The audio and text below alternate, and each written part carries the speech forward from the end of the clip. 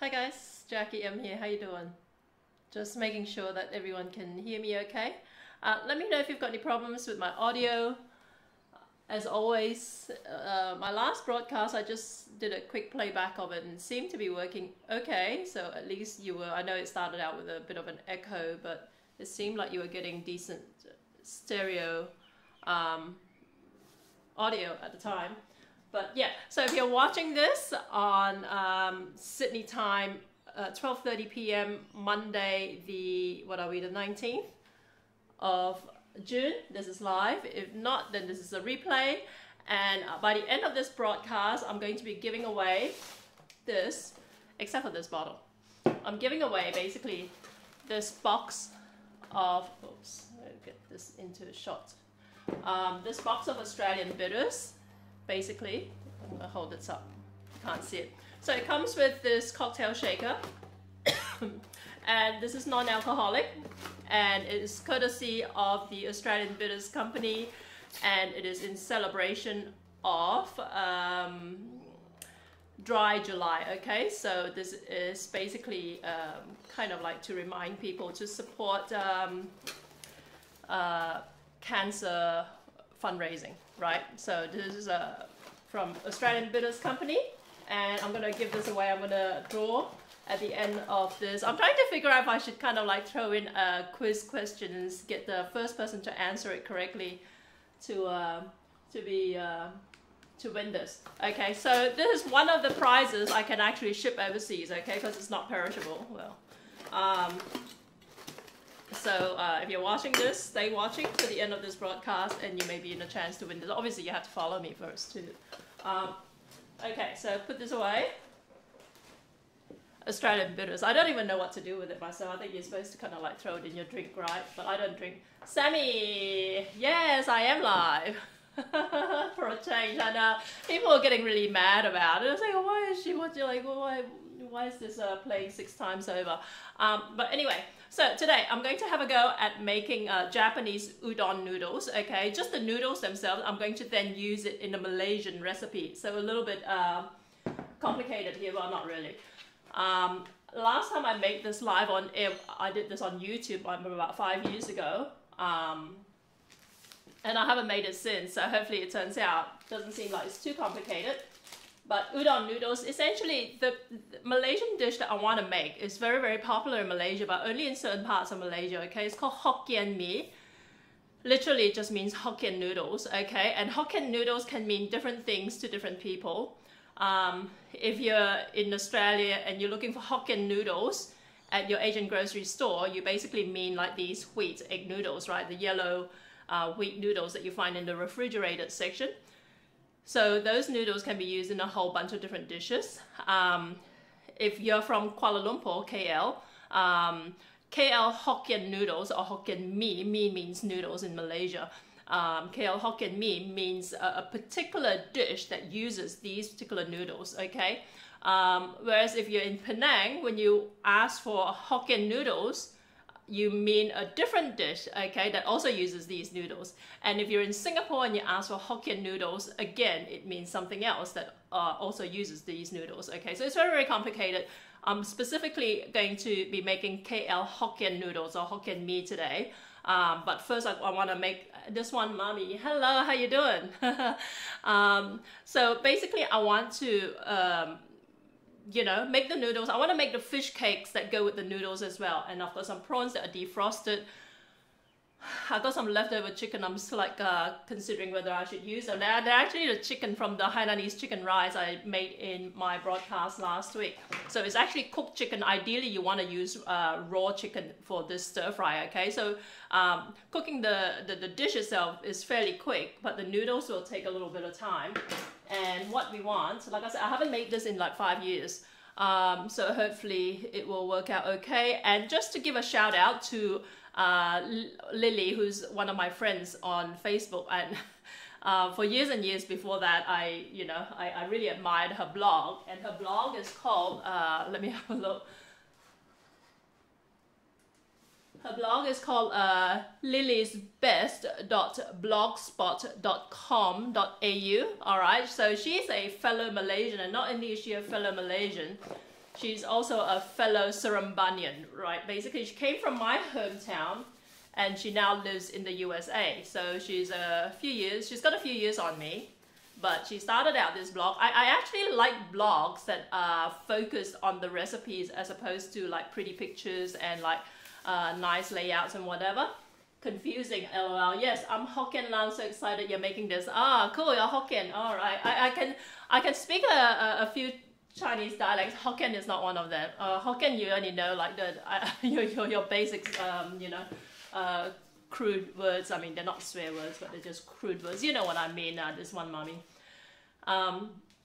Okay, so I've got some, this is just what we call plain flour here in Australia, right? And like I said, I got this recipe originally from Lily's blog, okay?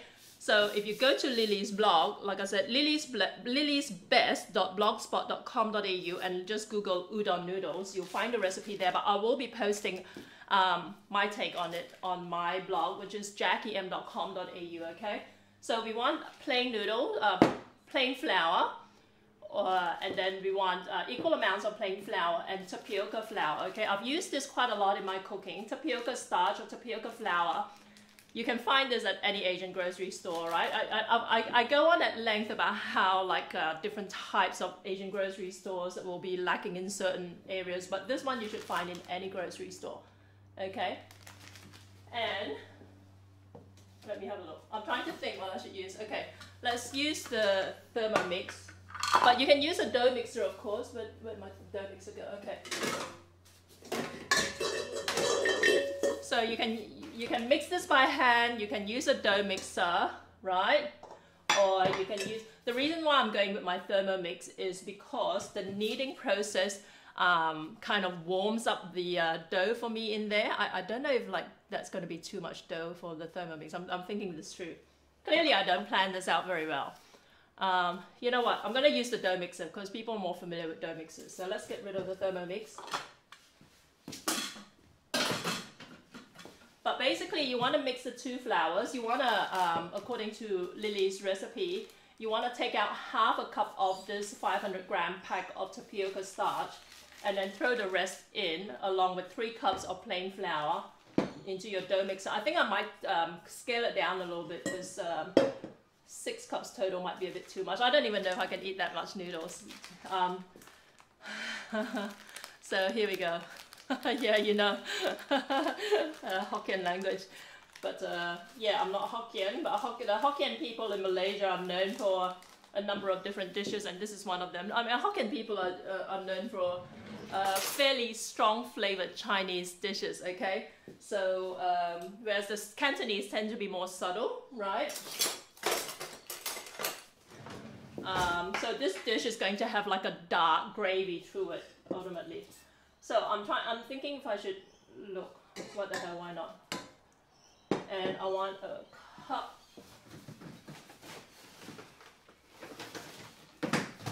So I want to take out half a cup of tapioca starch. Now, Lily's recipe calls for tapioca starch, but if you can't find tapioca starch, generally cornstarch does the same thing, but we generally find that cornstarch in Asian recipes lack the kind of starchiness.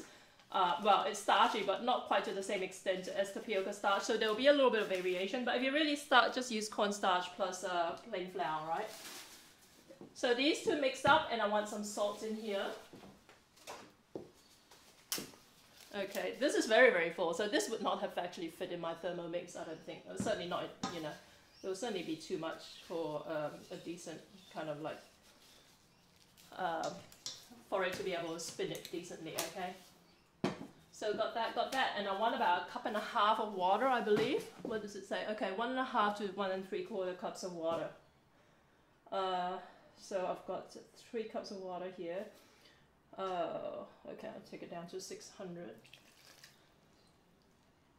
Okay, that's about right. It doesn't look like, maybe let me just put a little bit more. Okay, let's just get this going. So in theory, you want to mix this into a dough, and then you want to actually let it rest for supposedly at least 3 hours, but we're not going to hang around for 3 hours for this. Okay. Start the dough function, let the machine mix the flour into a batter, slowly add in the tapioca starch. It's too late now, already thrown it. Any recipe that involves flour, you know, in particular baking recipes, I lack the patience to kind of add things in gradually, so I throw it all in together and just go for it. So, see how it turns out.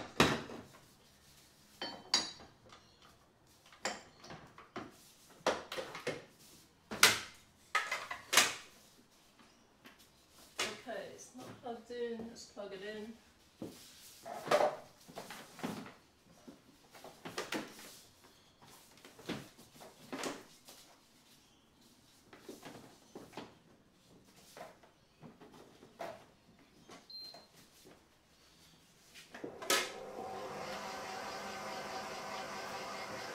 I have this feeling it needs more water, but let's whip through it again. A teaspoon salt, whole bag of tapioca starch, put half cup water to the bowl, add in salt and flour, start the dough function, adjust water with the remaining quarter cup, let the machine knead dough until soft and pliable. Okay, so we can add some more water to it. Bak kut teh, and we tend to add dark soy sauce. Yeah, exactly, that's what I mean. The Hokkiens are known for like this really dark, rich kind of like sauce to some of their dishes, okay? So to achieve that, this is the ingredient we're going to be using, primarily, not just this. So this is called, like I said, I'll mention this a few times, but just for those who haven't watched me that often. This here, we grew up knowing as dark soy sauce, right? But then sometimes it's called thick soy sauce. So in Chinese, I grew up knowing this as in Hakka, I knew this as usiu. In Cantonese, haxiao, right? Which literally means black soy sauce, okay? But, and then like the recipe books will call for dark soy sauce or thick soy sauce, but this was what we were using, right?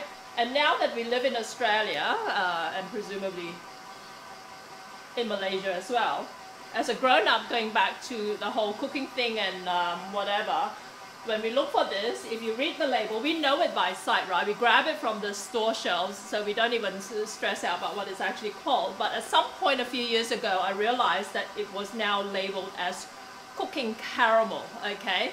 So if you're at an Asian grocery store, or even if you're going through Asian recipes and you're wondering what thick soy sauce or dark soy sauce is, it's not kicap manis, okay? A lot of Westerners confuse that with kicap manis, which is sweet soy sauce. That's different.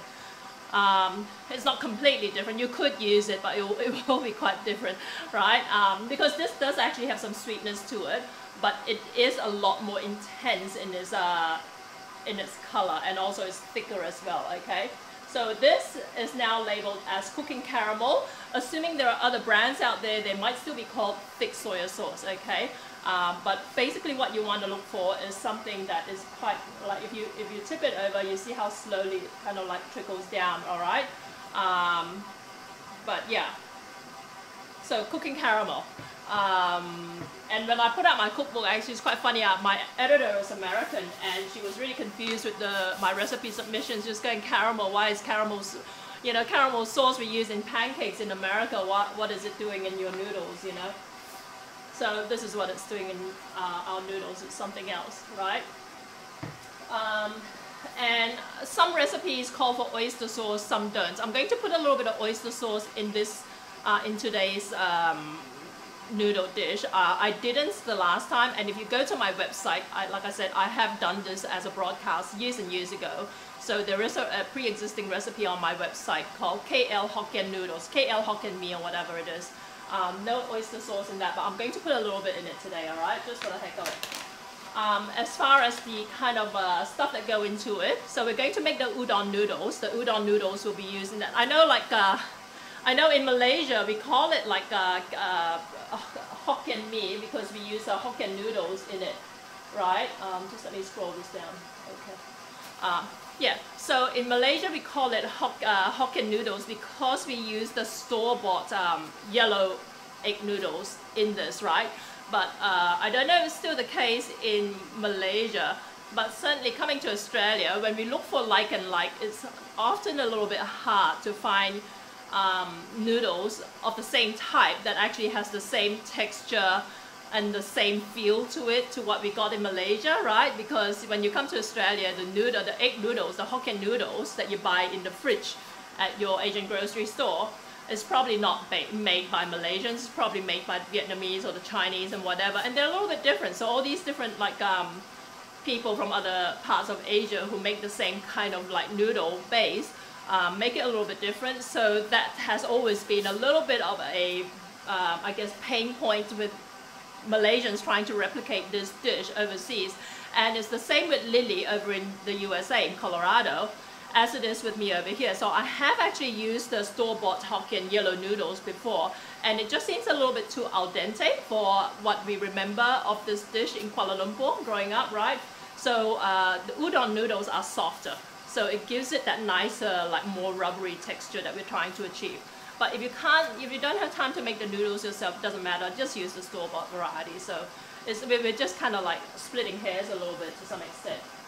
But in terms of the what we call the liu, or the kind of like the garnishes that go with it, right? Like I said, you know, if you eat pork, pork goes into it, sliced pork, and also fried pork lard. Alright, I don't eat pork, so I leave that out. And I know they're going to be like Malaysians out there going to scream bloody murder, saying that, oh look, she's doing it wrong because it's not KL Hokkien Mee if it doesn't have pork, whatever. Okay, this looks like it needs a lot more water. I'm just going to add some more to it. So it's still totally crumbly at the moment.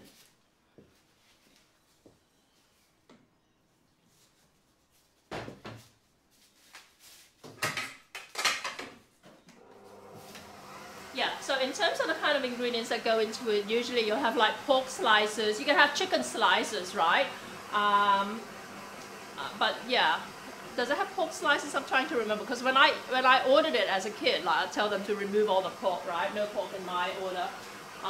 But I know it, yeah, usually you'll put like slices of chicken and you stir fry it with that. It'll have squid, usually like squid or calamari, right? Cut into this lattice pattern. I don't have any squid today, so I'm going to leave it out.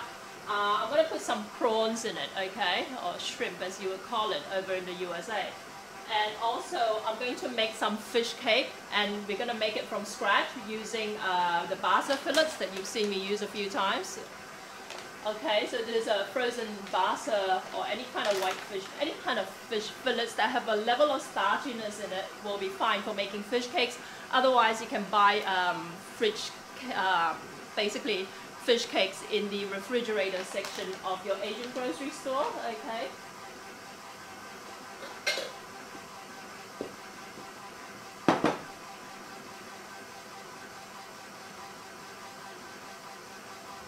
For whatever reason, this water is nowhere near enough to make a soft dough with. Let me just check it again.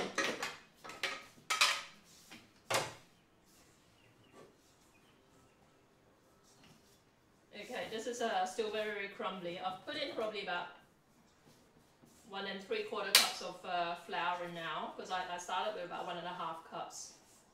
But I'm going to add probably another, it looks to me like it needs at least another 1/2 cup, maybe even a cup of water.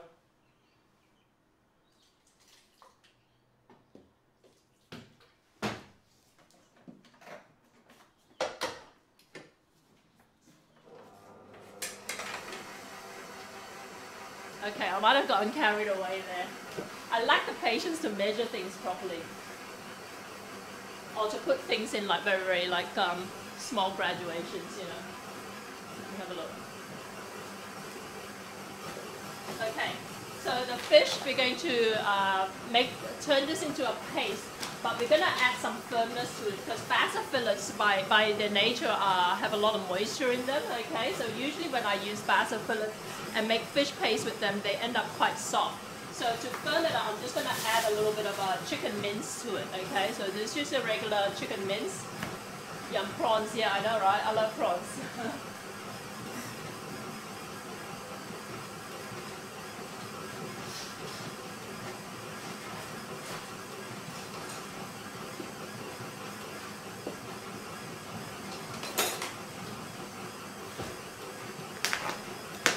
Okay, so I'll probably just use half of the basa fillets. You'll see what I mean about the moisture in it, right?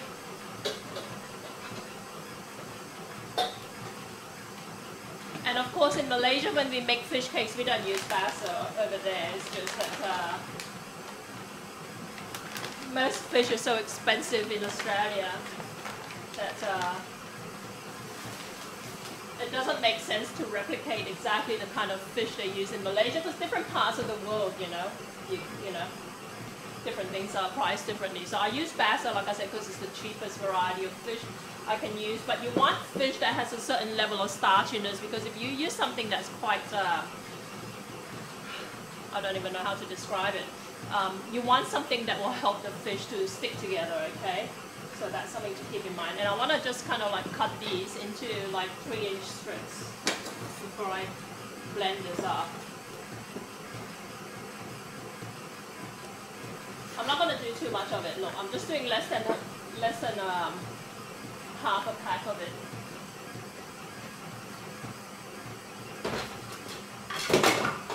The dough is looking fantastic now though, for what it's worth.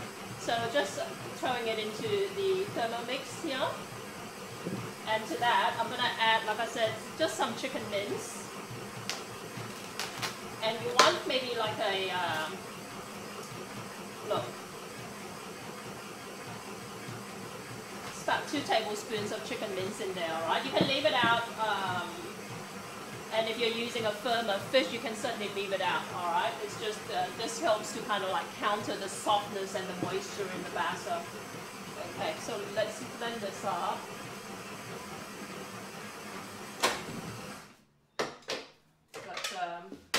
Yeah, I definitely got carried away with the water in here, but this is what it looks like now. Okay, so it's very, very soft. I think I'll have to add some more flour to this now. Damn it. Oh, bummer.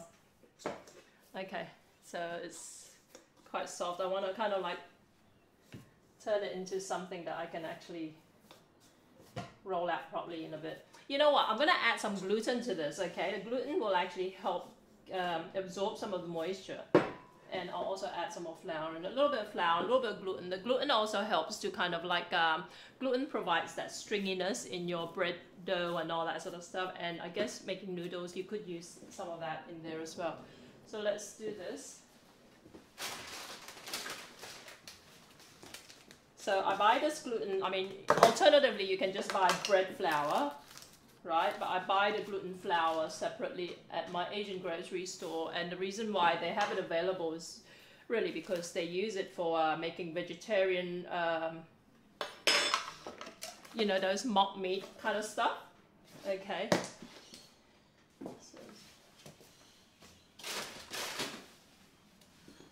So that's a little bit more flour.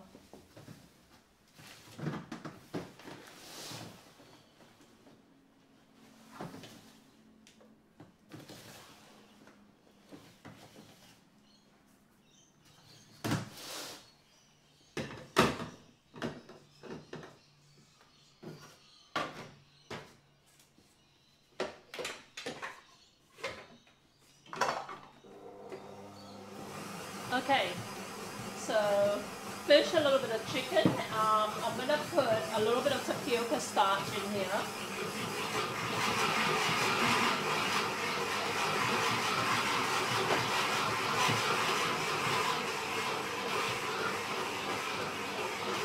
That sounds pretty delicious.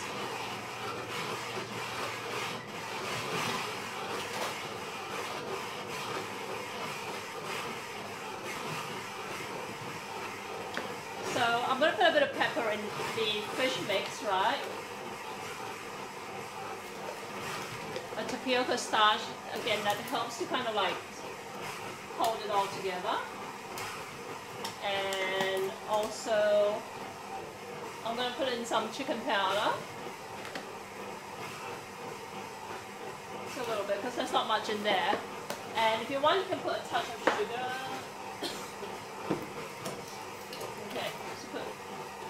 Half a pinch of sugar in there. You can leave it out, doesn't matter. Okay, so let's do this.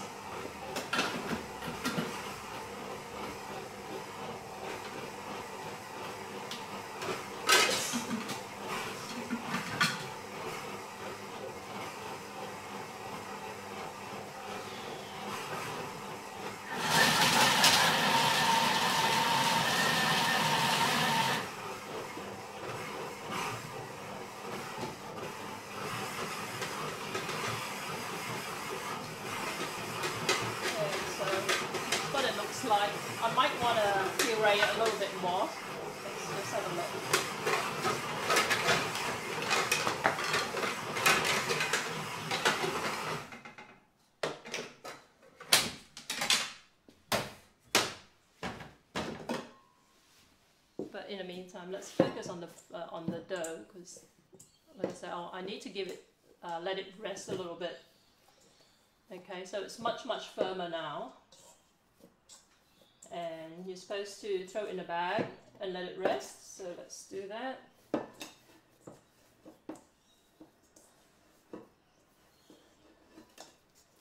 It's very soft. It's okay, at least it's not sticky soft. Okay. It feels to me like it could use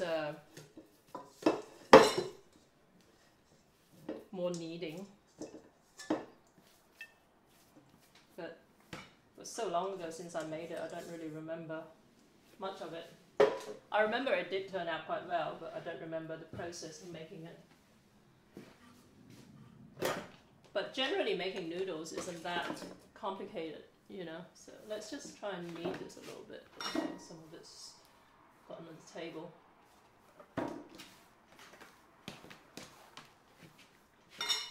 I'm going to clear out some of these things so you can see what I'm doing here.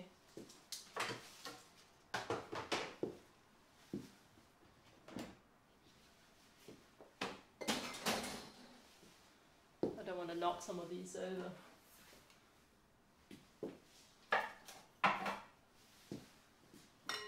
Okay.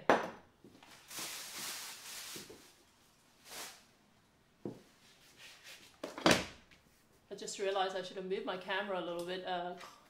Let me just see if I can adjust it. So I'm leaning forward quite a lot to be able to capture this. Yeah, let me just move the camera. Hang on.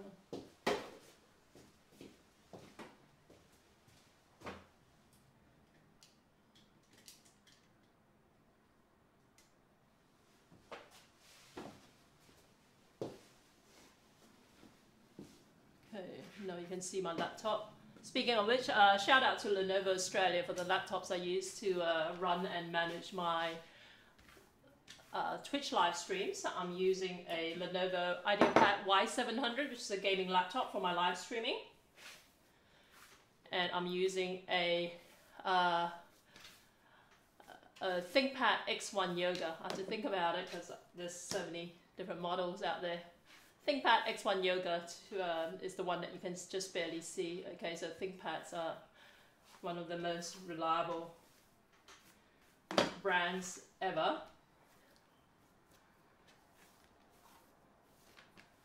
Okay, so and IBM ThinkPads. IBM was the ThinkPads were bought over by Lenovo a few years ago, so it falls under the Lenovo umbrella, but it's basically an IBM ThinkPad. Okay.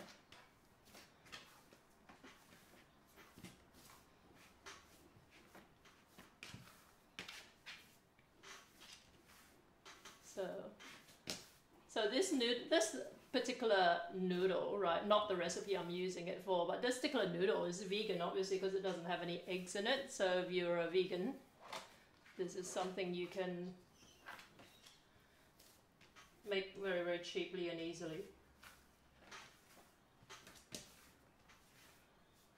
Okay.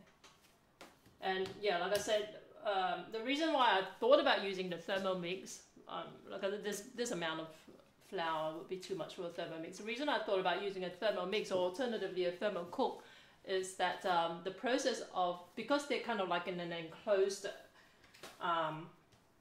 environment when they're kneading, it produces a little bit of heat in the dough, and that helps it to rest as well. So that's kind of like a byproduct of using those kinds of machines for kneading, all right? Whereas with a regular dough mixer, it's just all open and there's no heat to help it rest and proof a little bit.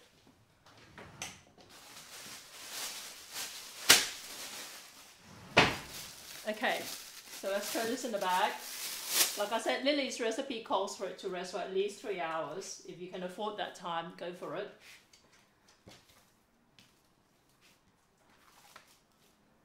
Okay, let's see it.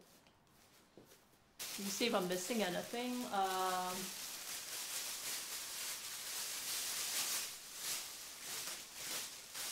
Okay, so you basically want to leave it. You want it to be at room temperature when you're ready to work it. Okay, so if you were going to like rest it overnight in your fridge, when you take it out, give it some time to come back down to room temperature before you start rolling it. Get this out of. I'm just gonna give my hands a quick wash and I'll be back.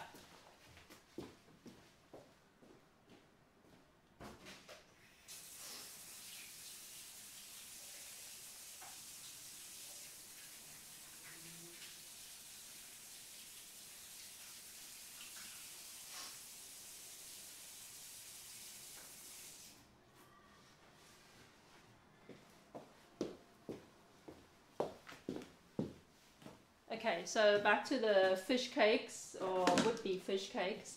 That's the fish paste. Let's see how it looks. The one thing you got to keep in mind when you're blending fish to a paste is that you don't have your food processor basically working it too hard or for too long, right? Because the blades do heat up and that can cause problems with how your fish paste turns out. If it ends up semi-cooking your fish, then that's going to be a problem. Okay, let's see how this looks. Okay.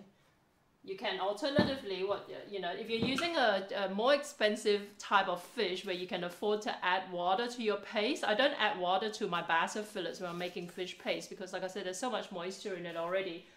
But usually, back in the day when I had my restaurant, before the whole bass thing came into my realm of consciousness as far as making a fish paste, I used to use what we call red fish fillets. Nowadays, red fish fillets cost over $20 a kilo here in Australia. But when I was using red fish fillets, I did actually add some water into the jug when it was pureeing. And you can add ice cubes instead of water, and that will actually help prevent the blades from overheating and pseudo cooking your fish. Okay, so that's one trick around it. But obviously with basa, since I don't add water anyway, it's not going to be helpful. Okay, but this actually still feels quite sticky to me. I'm going to add a little bit more tapioca starch and blend it just a little bit more. Okay.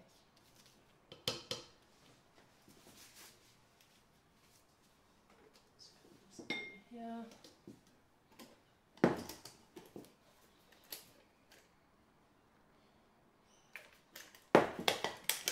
Okay.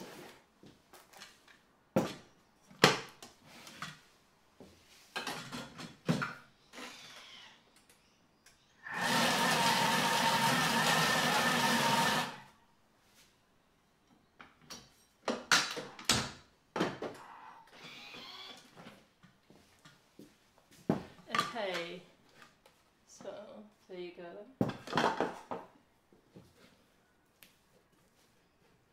And let's scoop it out. And what we want to do is form it into flat rectangles, right? And then we're going to deep fry it. Let me clear a couple more things so I can start heating up some oil.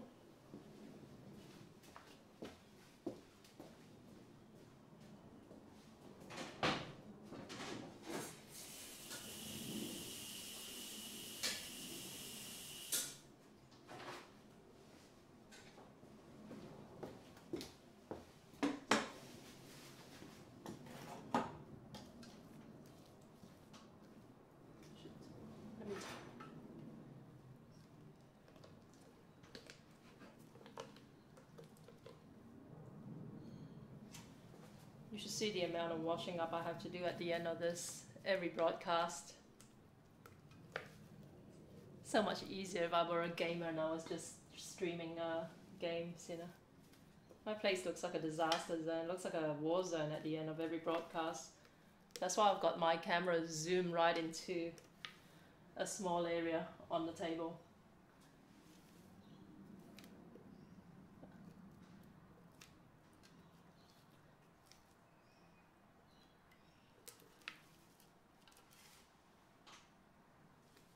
So if you guys have any ideas for how to draw the winner for this box of Australian bitters, let me know.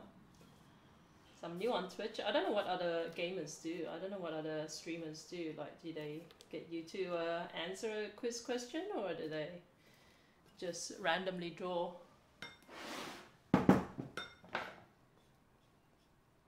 Up to this point, I've been just basically randomly, kind of like first in best dressed kind of stuff, you know. So I've given away a bunch of other stuff, but I thought I might just try and like maybe diversify a little bit moving forward. So this is the fish paste. Like I said, just a little bit of chicken added to it just to give it some firmness. And what we want to do is we want to form it into rectangular shapes. We're going to fry them up, and then once they cool down, we can slice them, and you can see, you will recognize it. If you don't know what I'm talking about now, you'll recognize it. You'll recognize the end product, okay? So this away, and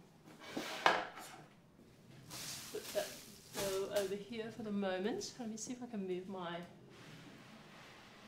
laptop away a little bit. Okay.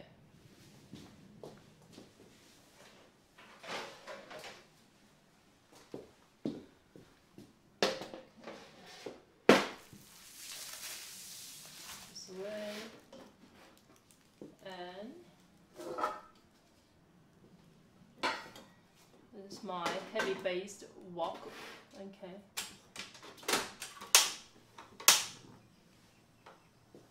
And let's throw some oil in it. I'm just going to use probably about an inch of oil, if that. El Pyro, thanks for following.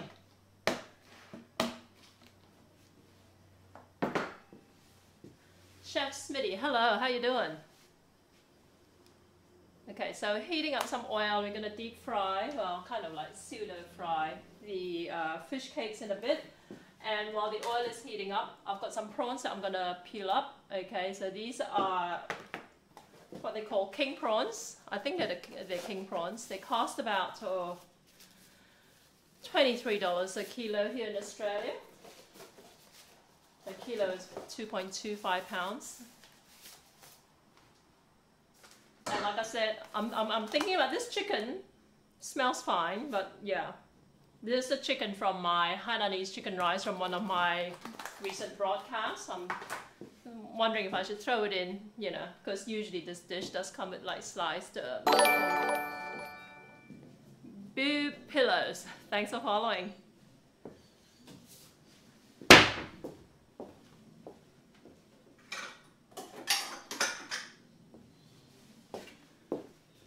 Okay, so you can't see this, but I'm gonna peel the prawns and I'm gonna remove everything, okay? Head, tail and all that. And I don't discard the shell, I keep them for future recipes.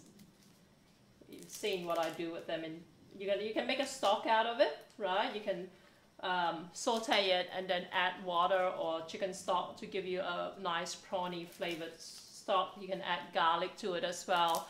What I've been doing lately is, because I've got my thermal cook and my thermal mix, which actually can puree like ingredients really well, like to you know, basically mill the ingredients, right?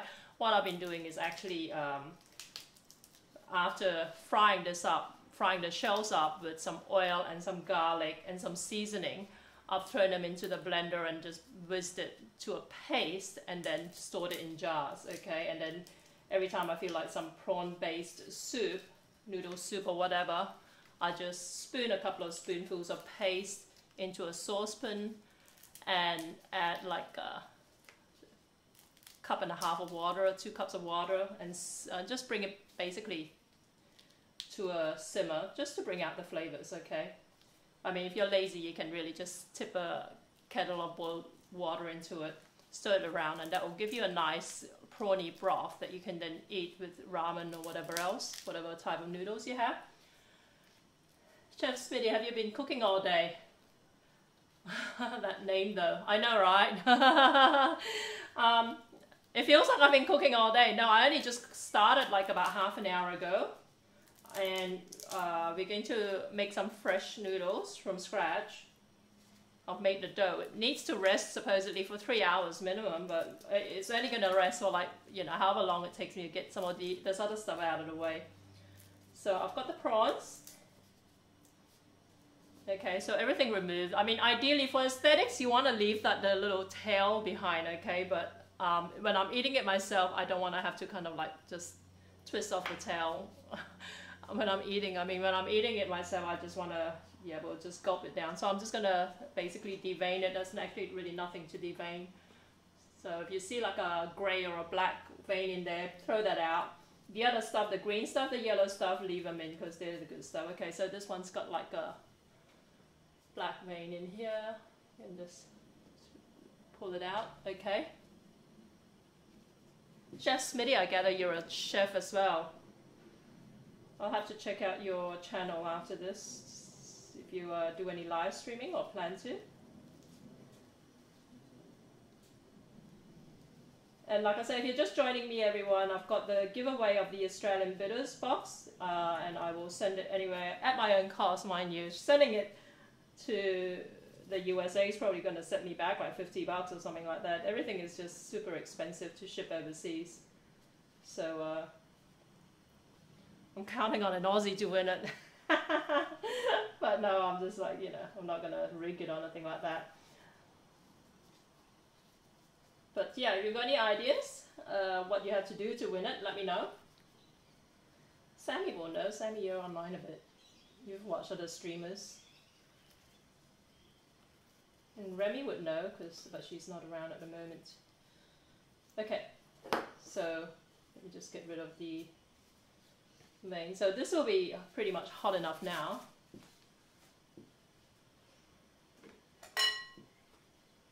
Just got the prawns over there, if you can see them, right? And fish cake, and ideally you want some like hands that are wet, right? But I'm just gonna go for it. I think. Let me thinking about it. Okay, but yeah, if you had this, the fish paste to prevent sticking. Let me dip my hands in water.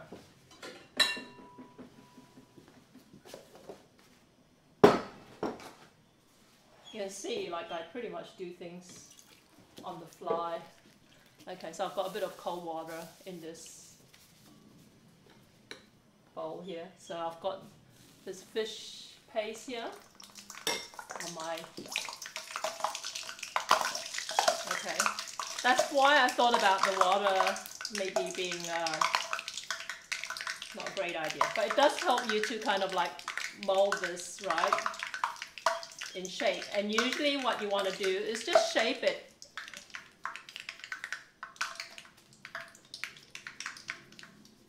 Like this. Agak, as we say in Malay, which means approximate or guesstimating. Okay, so no hard and fast rule. You can make squares if you want.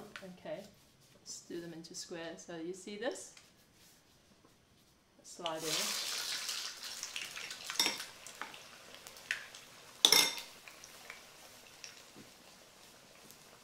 And you saw that I added a little bit of chicken to the fish paste earlier. I heard my name, I'm multitasking. Oh no, I was just saying, like, Sammy, since you spend a lot of time online, that you might have an idea about what I should, what criteria I should have for the winner of this giveaway. Like, you know, whether you guys should have to answer a question or just kind of like first in, best dressed or whatever. Okay. So, in there again.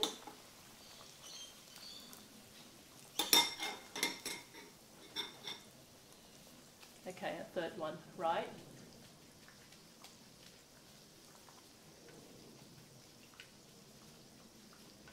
And by the way, this fish paste, this base recipe is the same as what you use for making fish bowls and a bunch of other stuff, right? So you can actually, if you want, you can actually make these into balls and then boil them, and that will give you fish balls. You can steam them as well.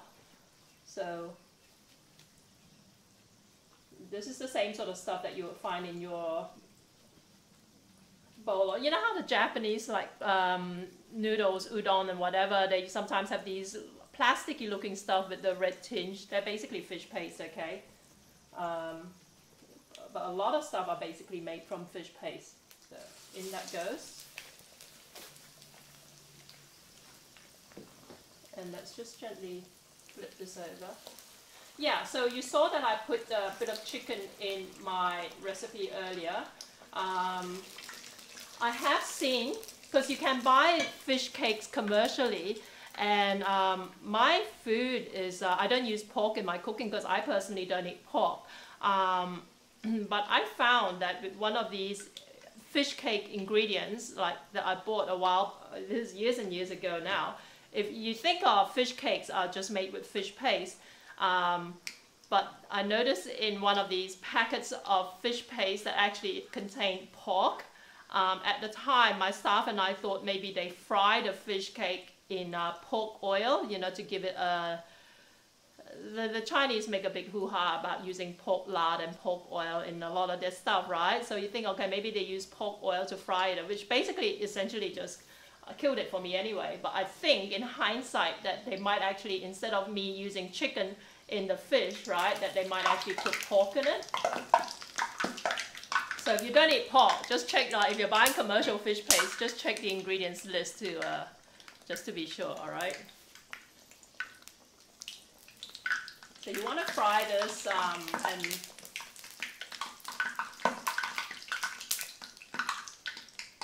when it stops spitting so much or bubbling so much, you know that it's ready. Or if you had more oil, when it floats, you know it's ready, okay? I don't have as much oil here as I sometimes would. Or you can finish this off in the air fryer too if you want. Okay.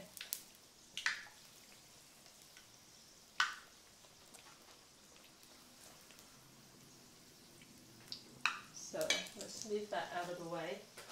And let's check on the chicken. Like I said, this is cooked chicken. Ideally with this dish you would want to use raw chicken. Okay, there's nothing wrong with it. It smells fine to me. And I'm eating it. You guys are not eating it, so don't worry about it. About food poisoning or whatever.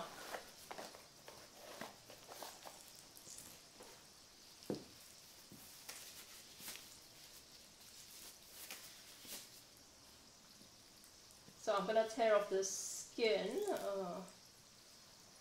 This is all the thigh meat, which I don't eat. I'm only going to put it in the dish just for aesthetics, okay? No, it's too fatty. I can't imagine having that in my lunch. This is going to be my lunch. So I'm throwing out the chicken. And I'm going to get some more water because we're going to need it for when we do the noodles. So while that's frying up, let me just flip it, make sure it's not burning.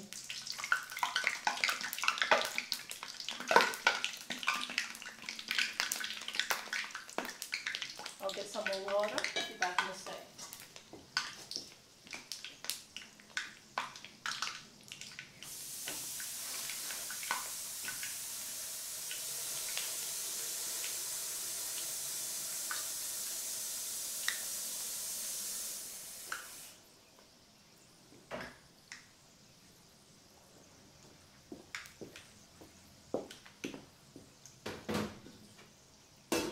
And I need still more water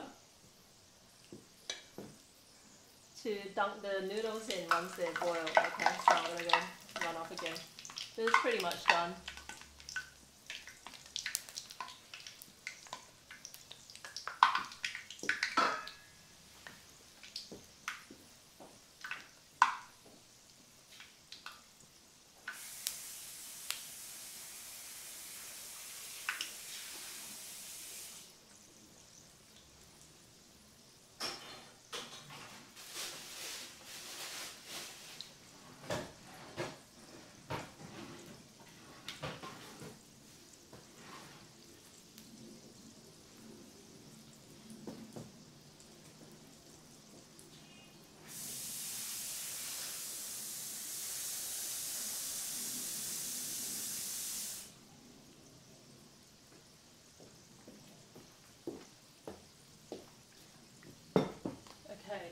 switch this out. Just turn this off.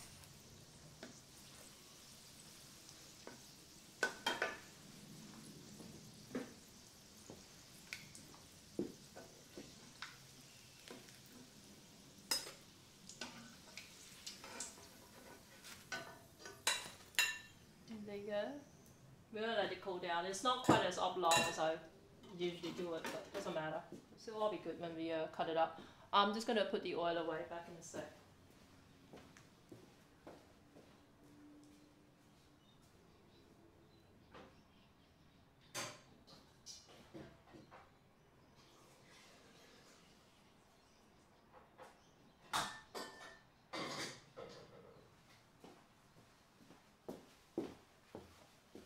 Okay, so I'm going to switch out this stove.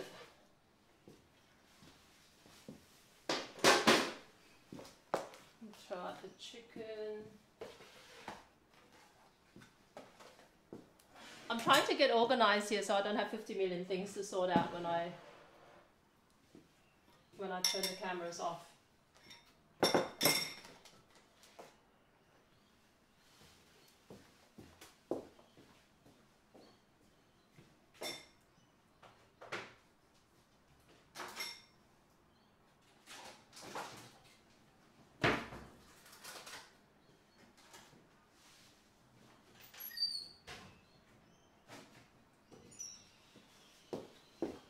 Okay, now I'm wondering where my rolling pin is. Okay, I'm going to use a Chinese rolling pin. Okay, these are what Chinese rolling pins look like. I had a whole box of it and I can't find it. I don't know what happened to them. I bought basically a whole box of rolling pins because I was running these classes on, I forget what it was now, but I thought as a novelty item I could actually offer the participants a rolling pin in their gift bag, you know, to go home with. And the whole box disappeared. So I don't know, one of my staff decided to take ownership of it or whatever. So let me put this away.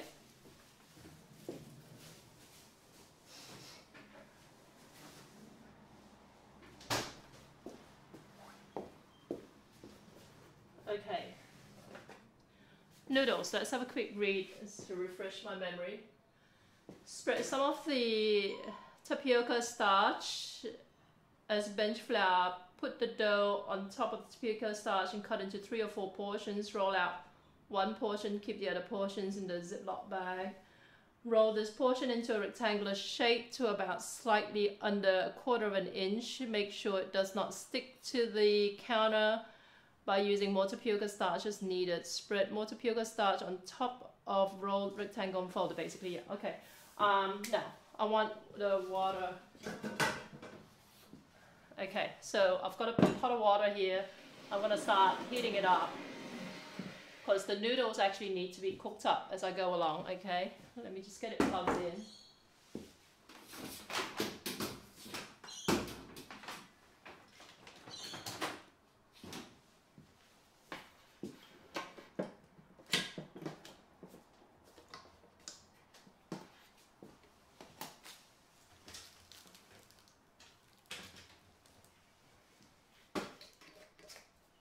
Okay, that shouldn't take too long. But you see the fish cakes, okay? Once it cools down, we'll slice it up and you can see what it looks like.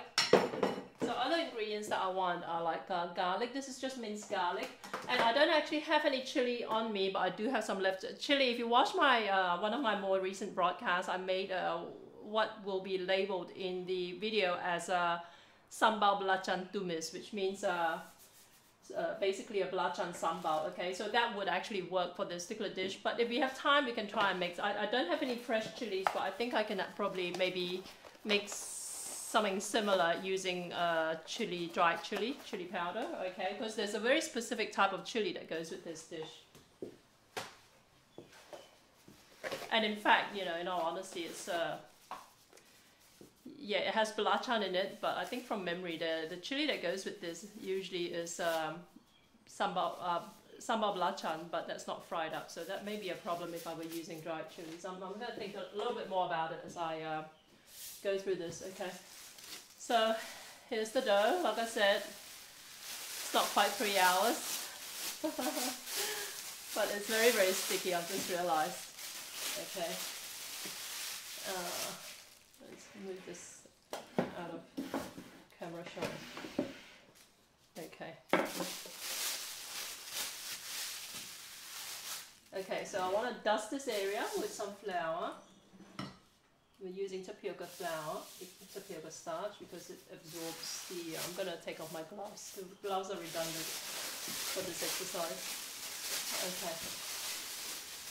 So I want to just take out like a quarter of this. What knife shall I use? Okay, this is the knife I used earlier. Okay, I'm going to kill this table. It's not even my table, it's actually my sister's table. Okay, so let's work with that for the moment. This water is heating up. Okay, it's quite firm.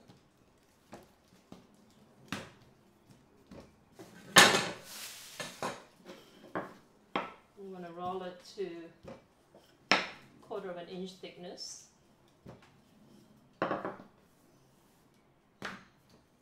Probably about this, really. I'm going to roll it a little bit thinner. It should be a rectangular shape.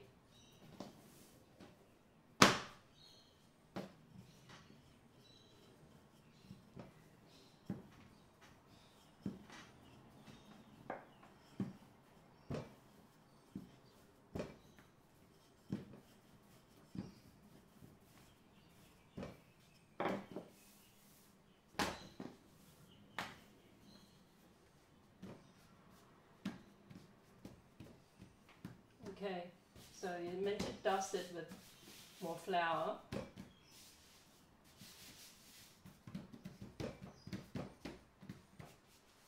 What does it say?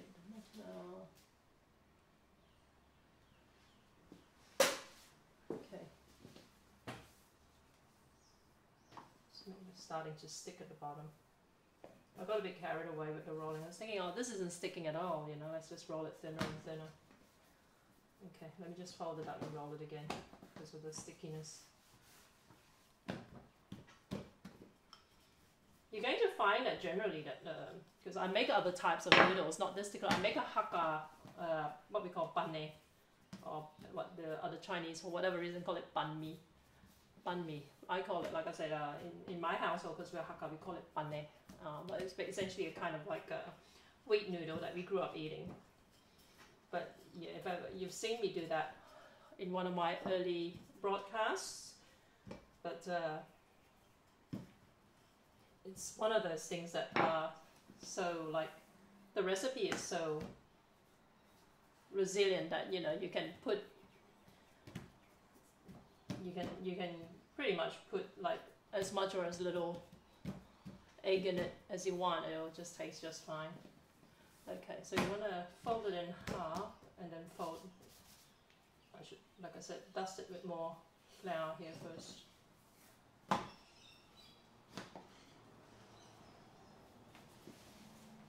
It didn't start out too sticky, but it just seems to be getting more and more sticky as I work it.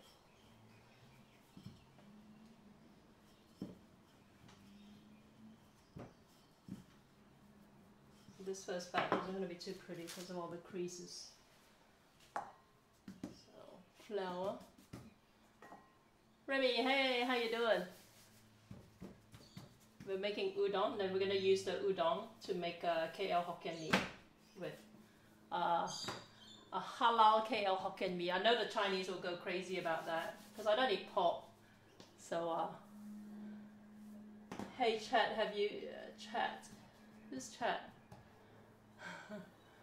Okay, let's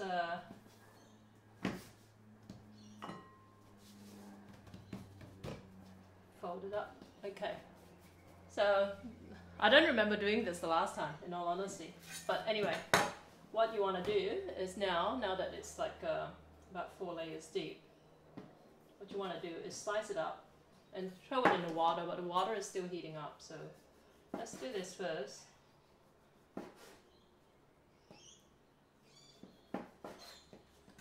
Looks. I should have watched my own previous YouTube broadcast on this.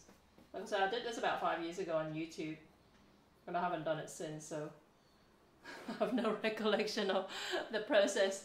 Anyone in the chat? Oh, okay.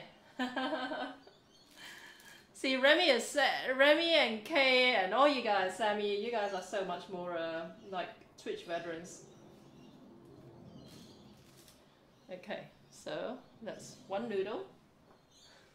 Just gonna pull this apart some more. It's a little bit more sticky. I should have probably used more flour. I have this aversion to actually dusting things with too much flour, because mentally it seems to me that it would actually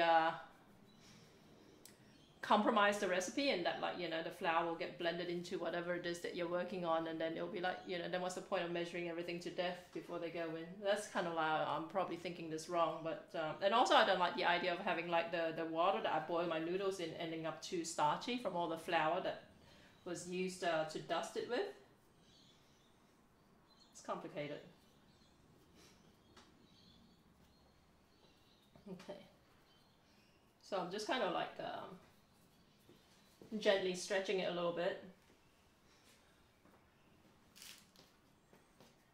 to give it a little bit more pliability, you know.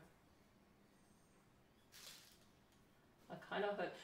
By the way, if you're wondering like about the ratio of tapioca starch in your noodles, right?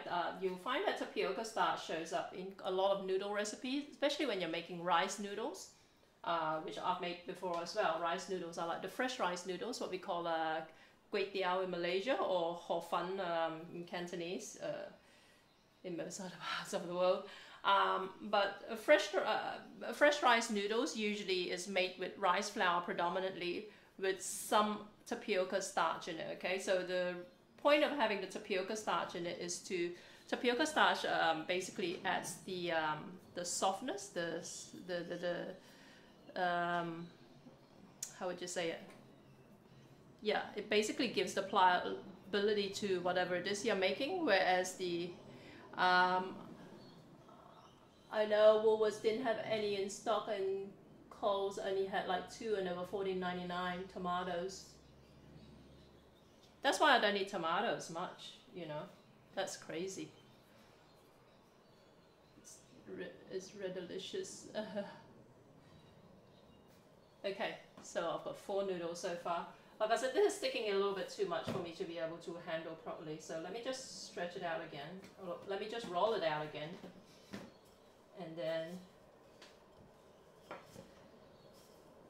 And then where do you usually buy your groceries from? That's Remy, $14.99.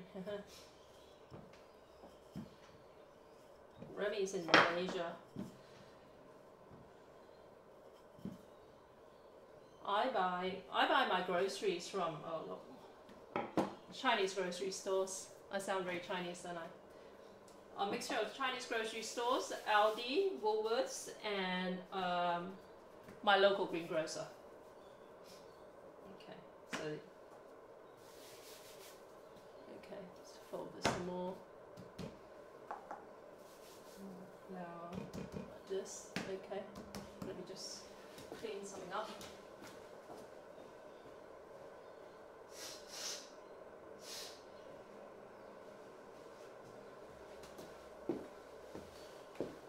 Okay, let it go.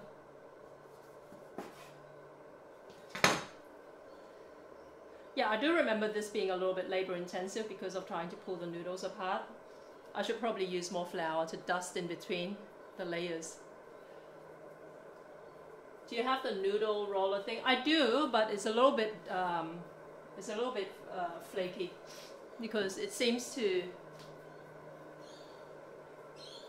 I'm thinking if I should use it. It doesn't clamp properly, it just moves around my table. Let me have a look.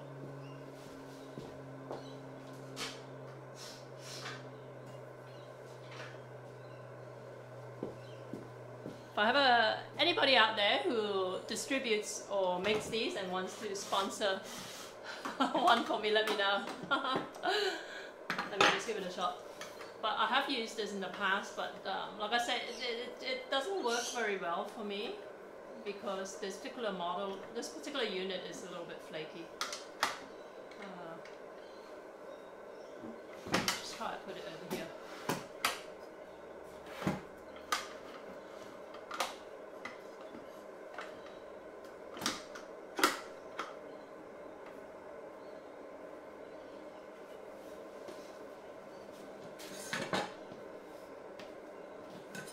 Let's cut this in half.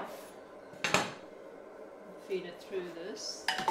You can't see it because this table has like it can't grip on like certain parts of the table because the table is too thick over there. So you want a really like large setting for this, right?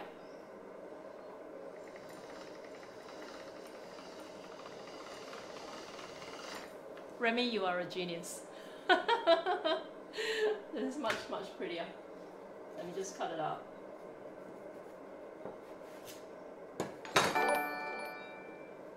Just a fact. Thanks for following.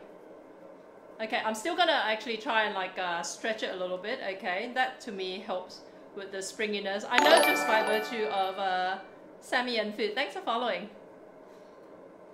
I know from making other types of noodles that like if you just drop this in the water without stretching it a little bit, it comes out very nacho cases. Thanks for following. Yeah, it tends to lack the springiness, so the stretching thing works. Okay. Jamie, thanks for following. Okay. So let's kind of like twirl it a little bit between your hands, right? Just to work it. I know it seems like hard work, but it's like Peter360, thanks for following. I better not be trolled, alright guys? You better not start trolling me.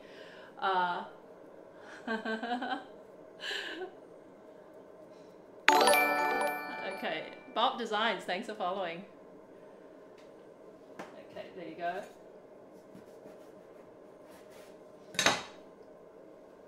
The one time I need the water to boil is taking like 5 years. Fear the avocado. Thanks for following. I don't even know if this will turn out, these noodles, guys, because I haven't made it for 5 years. But noodles generally are pretty safe bet. Phantom Gamer, thanks for following.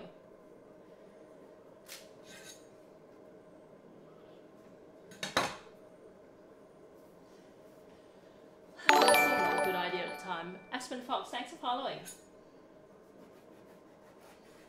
Okay. So.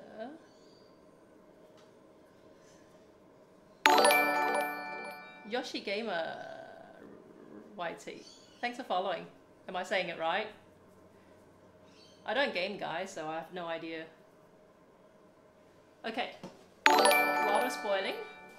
Morton112, thanks for following. Okay, here you go. I'm supposed to actually put some salt in the water, so let's do this. Totally forgot about it. Rig the Growth, thanks for following.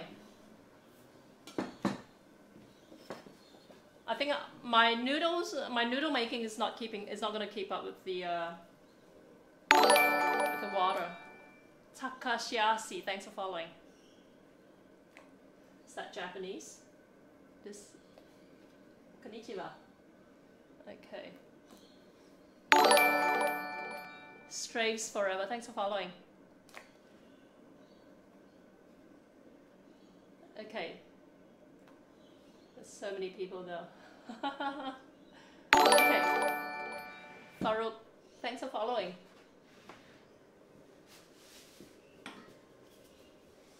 So when they go in the water, make sure they don't stick to the bottom. You just want to give it a gentle stir just to lift it up. Pudge0914, thanks for following. Okay, so this looks a little bit. It looks a little bit tough. Fat Crafter 10, thanks for following. I'm gonna stretch this out a little bit, alright? Like I said, look, the last time I made this, granted it was 5 years ago, this turned out perfectly. I was really impressed. Penguin Gaming YT, thanks for following. What's the YT? Why am I seeing that? Twitch had to remove them all. I've been botted by 200 bots. Okay. Botting is a huge problem in Twitch. Okay, cool. I'm gonna stop giving people shout outs. Okay, look, I've just put in the first batch. I want to boil this, and then I want to, this is not looking very pretty. I'm sorry about this, guys. When I dish this out, I'm going to throw it straight into the cold water. Okay. But yeah, it does look a little bit thicker and C. Johnson, hey, how you doing? How's your little brother? I think it stopped, yes. I know, subscribe would be perfect. Well, so yeah. Alright, this first batch is not the prettiest, okay? But hopefully the next lot's going to improve. Let me just quickly reread the recipe. Oops.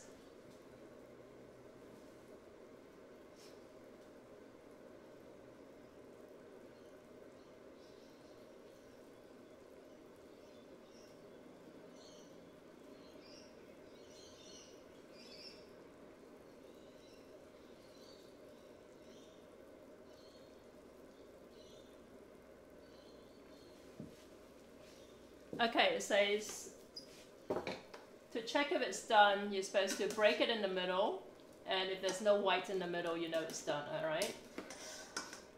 I would assume it's done when it floats up, which it is doing now. I'm a little bit, I have a feeling that the dough would have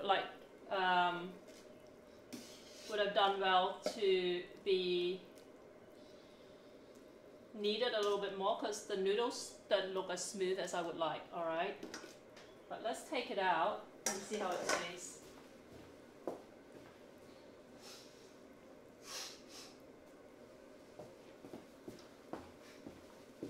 I gotta tell you, all that flour, that's the other reason why I hate dusting the whole place with flour, because it gets into my nose and I start wanting to sneeze. Okay, so you can see that. It looks pretty, right? Let's dunk it in cold water. But it looks a little bit thicker than I would like, so I'm going to cut it thinner next lot. Yeah, let me get some nose spray for my nose.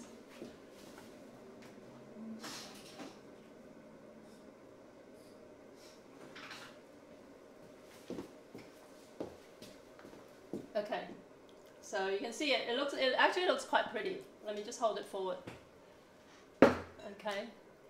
So the tapioca starch actually makes it a little bit slippery, a little bit starchy, right? Starch.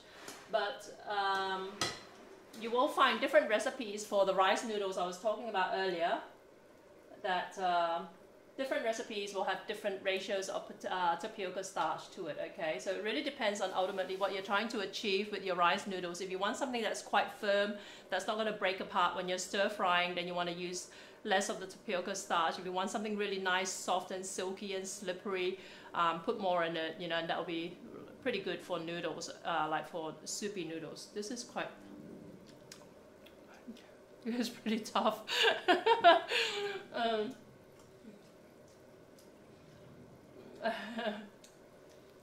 Yeah, I know. Hey Jack, I'm not trying to be offending. How did you get the sub button so fast? I got the sub button so fast because of my... Oh, no offense taken at all. It's fair question. I got the sub button fast because of my pre-existing body of work. Because I've been live streaming elsewhere for about 5 years, and I've got 1.8 million plus followers elsewhere. So they were happy because Twitch was also looking for, you know, to diversify their streaming content. They thought they'd sub me on that basis, right? I'm very new on Twitch.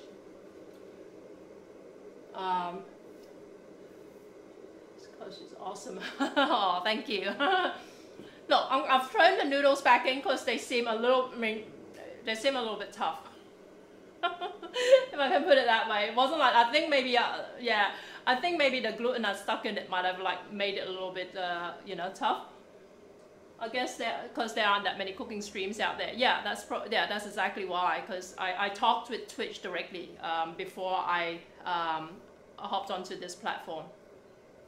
I know another Twitch streamer who was partnered even before they did their first live stream on Twitch. So it can happen. I know officially they say you have to have like X number of you know, audience and whatever sort of stuff, but you know, if you've got something different to offer them, you know, or you've got a body of work from like other platforms or whatever, YouTube or whatever. This other person was basically a live streamer on YouTube, and they got partnered even before they did their first ever Twitch live stream. So like I said, you know, they do make exceptions to the case.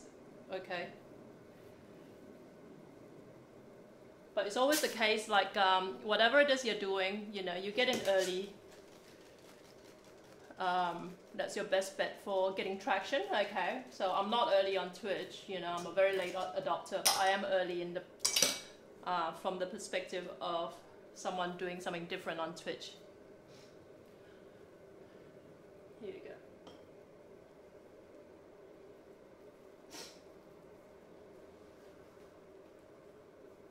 And also I'm on television in Australia and in other parts, and in Malaysia as well, so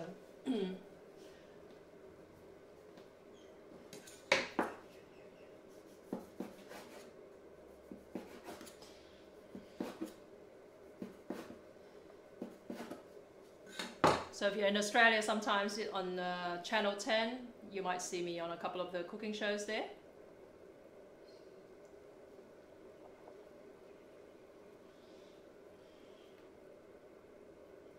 I'm not doing a great job at this batch of noodles. I'm sorry, guys. You're on TV, yes. I'm on Everyday Gourmet. I'm on a show called Malaysia Kitchen. I'm in half the episodes in there. I'm on a show called Let's Do Coffee. And I'm on a show called Fish and Hunt Australia. I'm the food presenter on it, okay? So I've been around, basically. I'm not someone who just say, oh, let's live stream and let's look pretty on camera.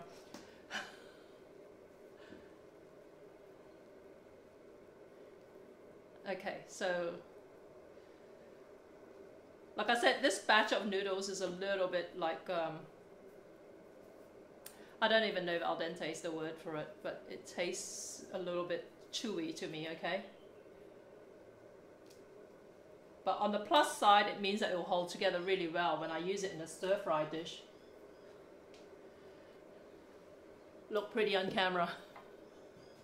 People generally assume that, you know, they'll just think, oh, you know, but I mean, whatever, I don't care. I'm old enough to be a grandmother, so you can say what you want.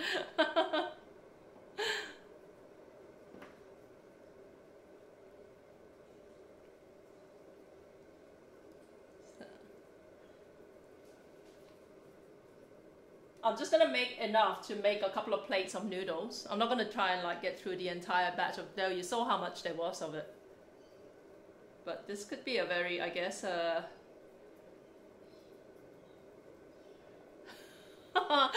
bits of it's falling off. This is not good.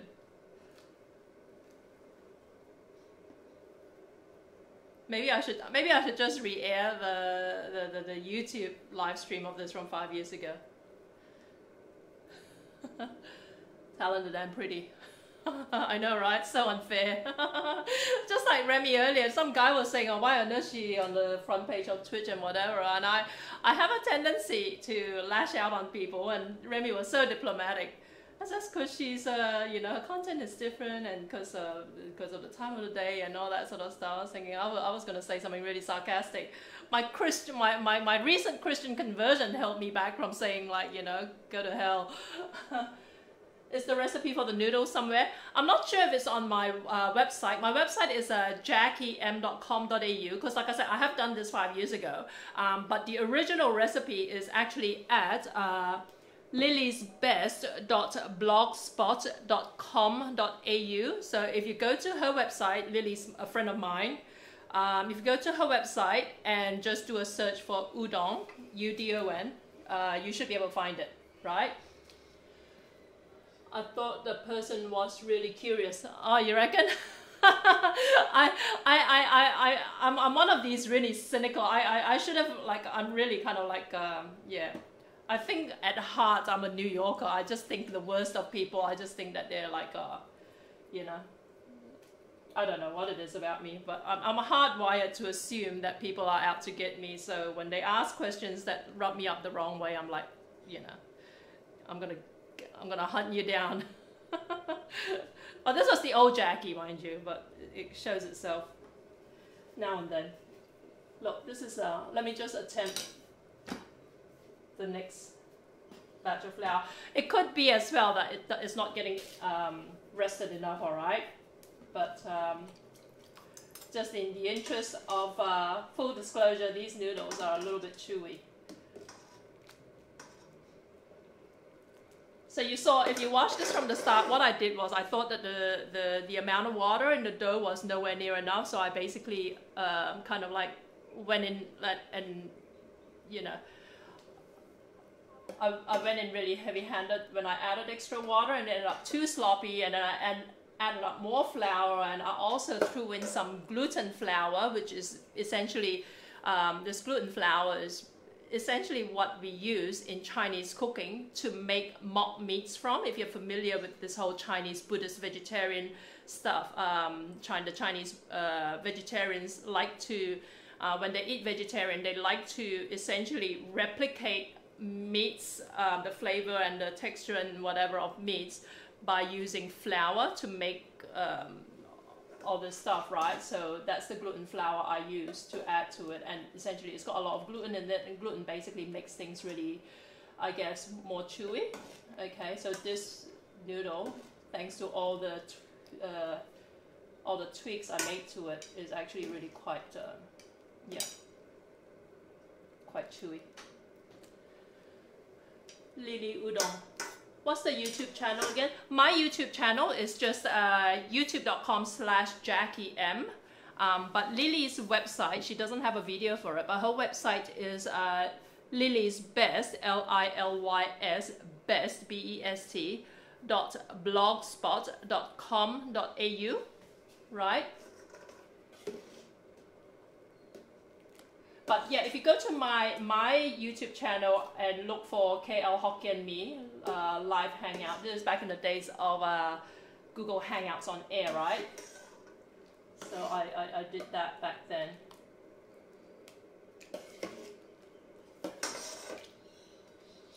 Okay.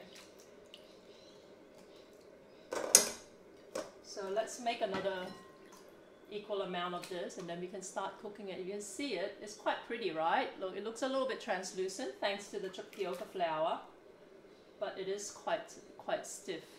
Okay. But yeah, I'm gonna do another lot and cut it finer and thinner. Just let me hop away for a second.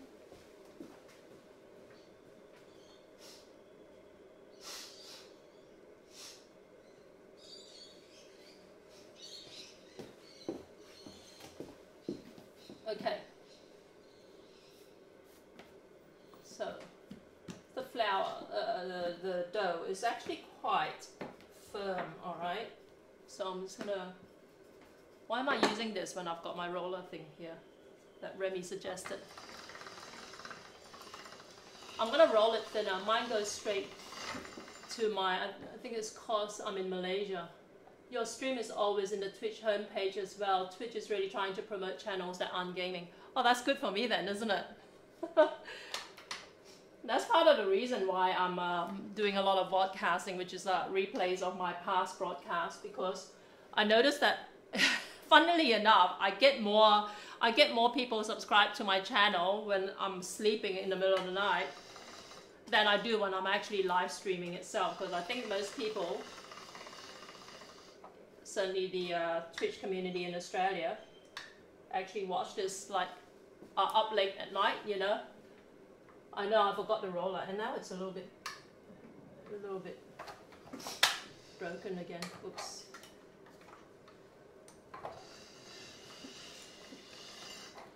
Okay, let's roll it a little bit more. So yeah, roller is a great idea if you got it, guys. Jackie, you should get some emojis that. Yeah, someone's actually working on it. I'm entitled to 2 emotes at the moment. So someone's actually, I commissioned someone to work on it, and he's got 1 done, but I haven't got the. I've only seen him show it on Instagram. I haven't got the actual artwork from him yet. So once that's up, I'm going to put it up. It's quite cute. Did a good job with it.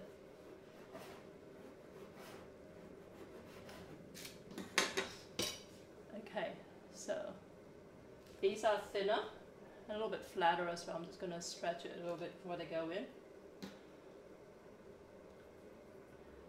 You're broadcasting 49 out of 50 of the time. Chances of people subbing doing podcasts is higher. I know, right? Isn't that funny? It's like, yeah, I might as well just like just run past podcasts right through. You know what I can actually do using, the funny thing was that I stuffed it up one time. I tried it on Facebook because using XSplit Broadcaster, it actually records your video for you while you're live casting. So I thought one time I would actually basically,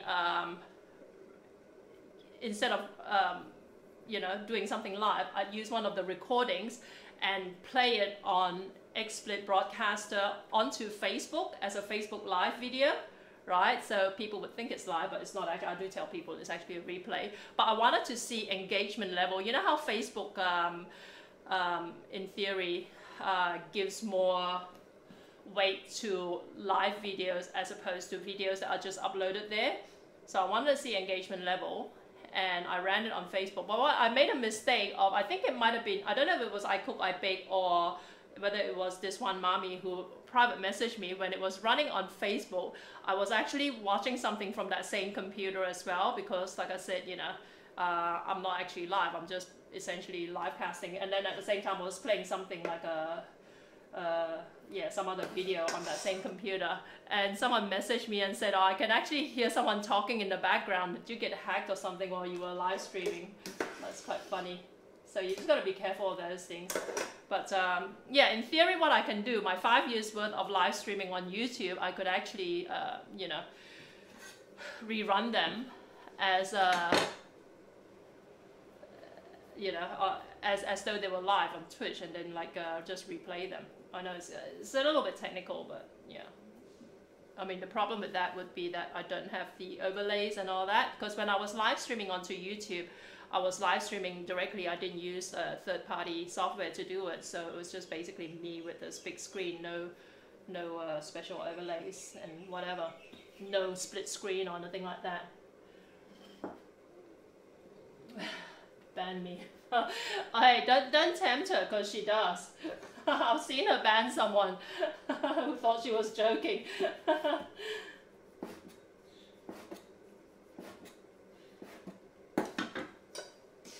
Okay, so this is a nicer, thinner batch, okay? So I might actually dish out the previous batch and keep it separate.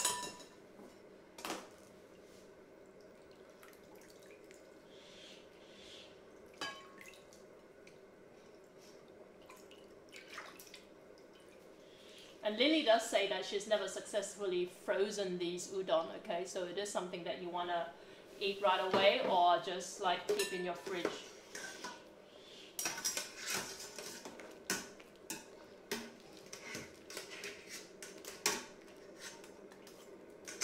I'm going to cook it a little bit longer.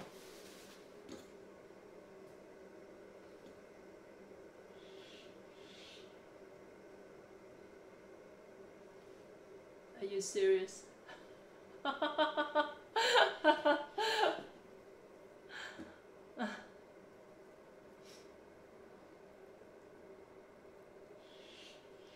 See what I mean, guys? Yeah. Remy loves banning people. I've banned maybe one person ever. Because they were just, they were trying to troll, but they weren't very good at it, so it just got really, really boring. So I told him to go back to troll school and and repeat his course there before he came back and tried to take me on.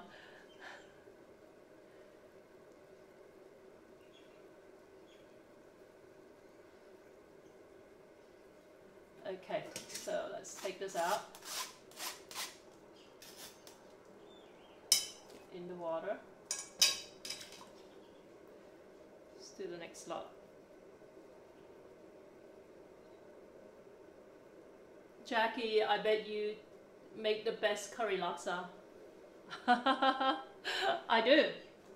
I actually, in all honesty, the laksa that I'm known for is something called laksa nyonya, which doesn't have as strong a curry flavor to it.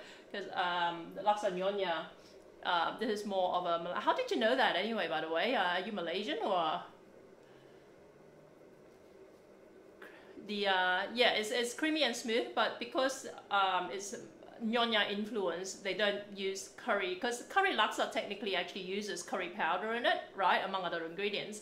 But the laksa I make doesn't use curry powder. It uses all kinds of fresh ingredients like galangal and turmeric and you know, all that sort of stuff, fresh or dried ingredients, but essentially not curry powder per se. Curry powders usually have more of the earthy spices like cumin, coriander, fennel, and all that sort of stuff, right? My laksa doesn't have all that, but I do like, you know, where they do Remy, you should actually check it out.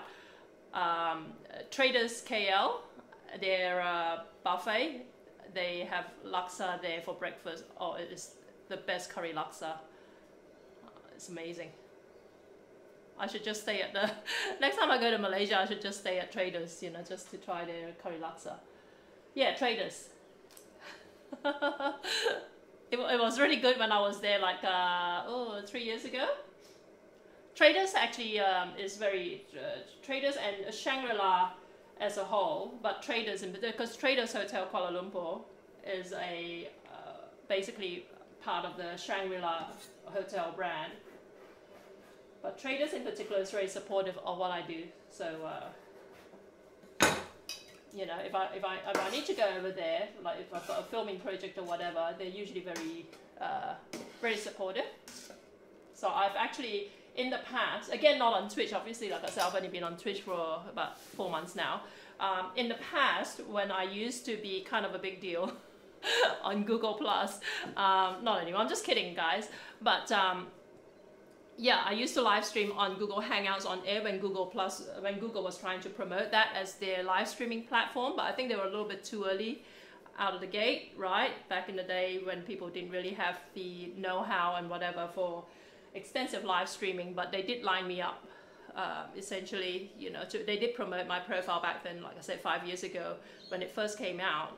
That's how I got my 1.8 million followers over there, right? Yeah, I used to actually travel to Singapore and Malaysia and all those places to live stream from hotels to promote, you know, their brand and all that. So I've done that at Traders. I've done that at, you know, a variety of Shangri-La brands. I've done that at Grand Hyatt in Singapore and KL. So those are the days. Twitch is much better platform. Yeah, it is. I mean, Google Hangouts on there doesn't even exist anymore. That's why I was, because they shut it down less than a year ago now, I think. Hang on, I gotta blow my nose. It's just because of all the flour.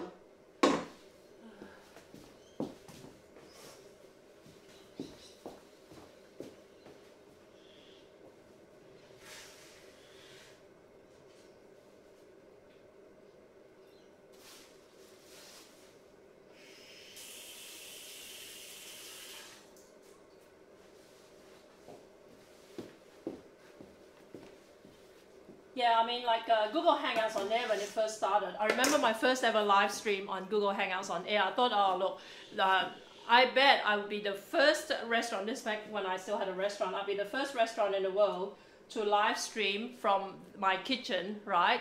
While people, my guests in the restaurant, interacted with me live in the chat, right? So it sounded like all good. Do you bring your son occasionally? Yes, I do. If you go to the Hainanese chicken rice stream from like last week, you will see him there like about halfway through, because he was watching TV in his room, not TV, his YouTube, in his room, and then he got bored and he came out and joined me for a short little while. He can be a little bit disruptive, so I try and keep him away. And Remy would know, like when I'm on the chat, because when I'm broadcasting, I feel obligated to hang around in the chat to answer any questions. and he will notice it if he's at home, especially on weekends when he's home. Like right now he's at childcare. He will actually start like, first of all, he'll start trying to get my attention by tugging at my clothes and whatever. And then if that doesn't work, he starts breaking things. So he'll go around the house and actually like he'll see like a lid over here and he'll swipe it off the bench and whatever, very, very deliberately, because he can't actually speak. So yeah, he's 5 years old, but he's non-verbal. So the only way he can get attention from me is by breaking things. So I'll have to keep a very close eye on him. And the previous time I actually had him for the entire broadcast, he actually he broke a number of dishes here, including one of the dishes that I cooked up, right? He swiped it on the floor and the whole plate broke and the food went everywhere, sort of thing. So he can play up like that. But generally he's very cute and very adorable. So don't hold it against him. But when I used to broadcast on YouTube, when he was around, I used to get a lot of thumbs down. And that's one thing you can't do on Twitch, right? You can't actually like troll me with your stupid thumbs down. That used to drive me insane. When he was live on air, people would give me thumbs downs because there are all these social justice warriors who think, oh, it's not safe to have a kid around while you're cooking. I mean, how do you think the rest of the world actually cooks, you know? But yeah, all kinds of stuff anyway. Part 2, Hainanese chicken rice. Watching Hainanese stream. Yeah, part 2, not the original one.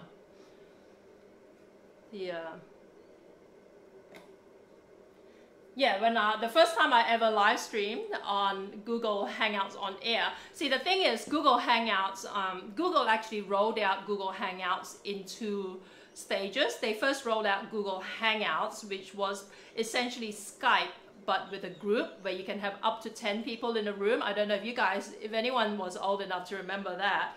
But so I actually started out using Google Hangouts. And what I used to do was hold a weekly hangout where a bunch of us would join in this group conversation where we basically just talk about this podcast we all listen to, right? And that caught the attention of Google Australia, and they called me up and they said, we're just about to roll out something called Google Hangouts on air, and we noticed you're already using Google Hangouts, so you'll be familiar with it. And the difference is that instead of just a limit of 10 people, the Google Hangouts on air basically lets the whole world see what you're doing, and you think, okay, that sounds all right, right? And they say, oh, we noticed that you cook, and maybe you want to consider doing some cooking live on air. So I said, sure, I'll do it. And the funny thing was that this was like about a day after I'd given birth to my son, and my son, Noah, was delivered by emergency cesarean. I was still in the hospital. And actually at that point, the prognosis for him was really, really grim. The doctors didn't think he was going to make it, right? So at that point, I had to make a call on whether to tell Google Australia, look, this sounds like a great opportunity, but I'll have to pass because of my personal circumstances, or just kind of say, look, nothing's going to stop me, you know, kind of like getting on with my life, essentially. So I decided to do that. So what I did was, at my restaurant, because I still had my restaurant at the time, I had like a whole bunch of regular customers, and I invited them to come to my restaurant to eat for free that, you know, that night that we scheduled to do my first ever live hangout on air, right? Invited them to eat it for free, and also to bring their computers and whatever so that they can connect from the chat room and interact with me while I cook the food live in the kitchen, and the whole world can see how I flip roti canai and make all this char kway teow and make popiao and all this stuff. I actually know how to do it. Remy will be very surprised that I can do all this, right? I'm one of the, I think I'm the only Malaysian I know who can do all these things. Like a lot of Malaysian chefs, they specialize either in, like, say, chicken rice, or they specialize in making roti canai. I can do all that. So I thought, okay, great. What I didn't know, because this was a totally new platform at the time, was that the difference between Google Hangouts on air and Google Hangouts was essentially, first of all, you need a more powerful processor, right, for your live streaming laptop, and you need better bandwidth. And also, I didn't know either that you can't actually join a Google Hangout from a mobile device. So all my customers were coming over with their iPads and whatever, and first of all, like when I tried to go live, my computer crashed. And then Second of all, when my customers showed up, and I was only using an ADSL2 connection at the time, right? Because that ADSL2 was fine for running a regular Google Hangout from, not so much for Google Hangout on Air. So all these people were like, my computer was dropping out, it was freezing, it was rebooting, and all these people trying to connect to it couldn't connect, right? So it ended up being a disaster, and I think, okay, stuff it, you know, let's quit this and go back to the drawing board. Finished the shift at the restaurant, went upstairs, you know, so I gave away like hundreds of dollars worth of free food for no reason. Went upstairs to my room, and one final thing I didn't realize about Google Hangouts on Air, the difference with that from Google Hangouts, was that because Google owns YouTube, my Google Hangout on Air was automatically being broadcasted on YouTube as well as Google Plus, right, which was my main platform at the time.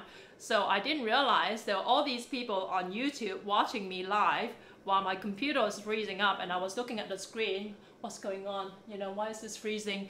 And people were like trolling me big time on YouTube, saying, what the hell is she doing? Why is she staring at the screen? Go back in the kitchen and cook, woman, and all that sort of stuff. So that was my first ever experience live streaming. But come a long way since then. Google Hangouts sucked. Yeah, I know, right? I can say it now, but it was good for me while it lasted, you know, in all fairness.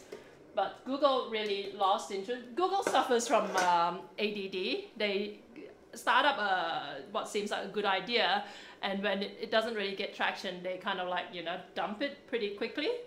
So so they stopped supporting the platform as the invites started drying up and whatever. So and then when they finally shut down Google Hangouts on Air altogether, I thought, oh, look, you know, I guess from a technical back-end point of view, it's just like, you know, I could just stream to YouTube, right? But YouTube is not where my core audience is based, and it's got a fairly different vibe. That's when I decided, look, I need to find a permanent new home for my live streams, and Twitch was one of the options that came up.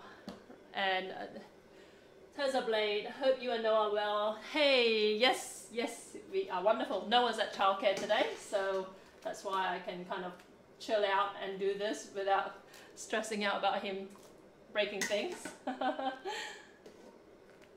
Okay, so let's see how these... Look at so much work for so little return. How about that, right? But let me taste test this next batch. So I'll basically make this next lot thinner, and I'll probably boil it a little bit longer.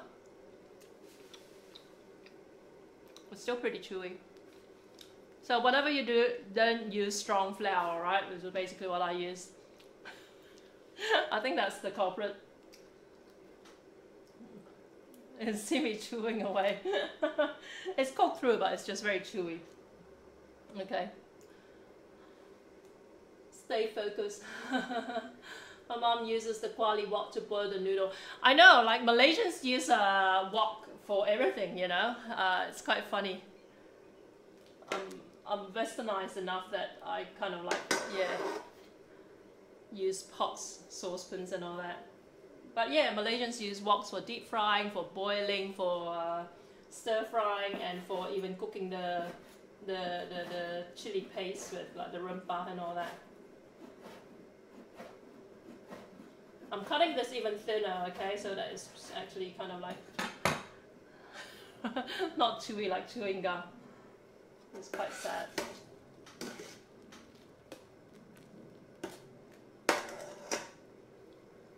But flavor-wise, it's fine.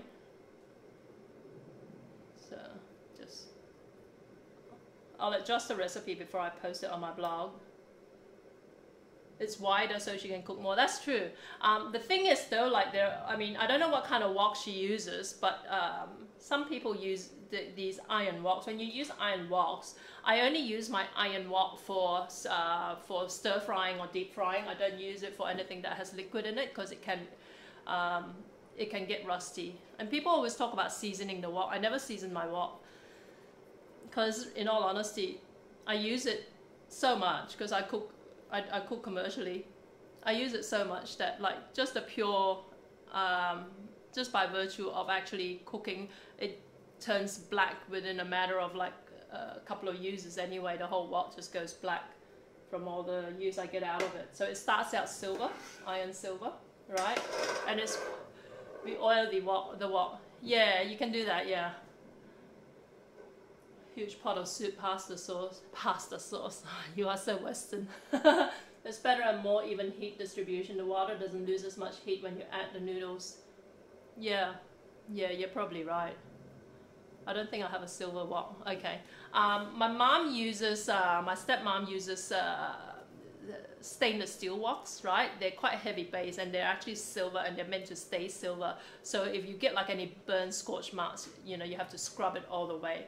But I think it's more of a modern Chinese thing.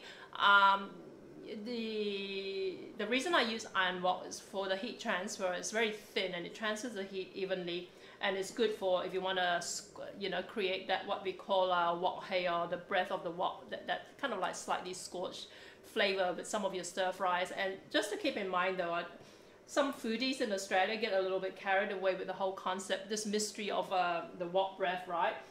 The reality is not all Asian dishes require that wok breath, right? So don't think you have to hunt down this super duper fancy, iron woks aren't fancy, exotic wok, you know, just to be able to do proper Asian cooking or Asian stir fries. Okay, a lot of it is like, yeah, not necessary.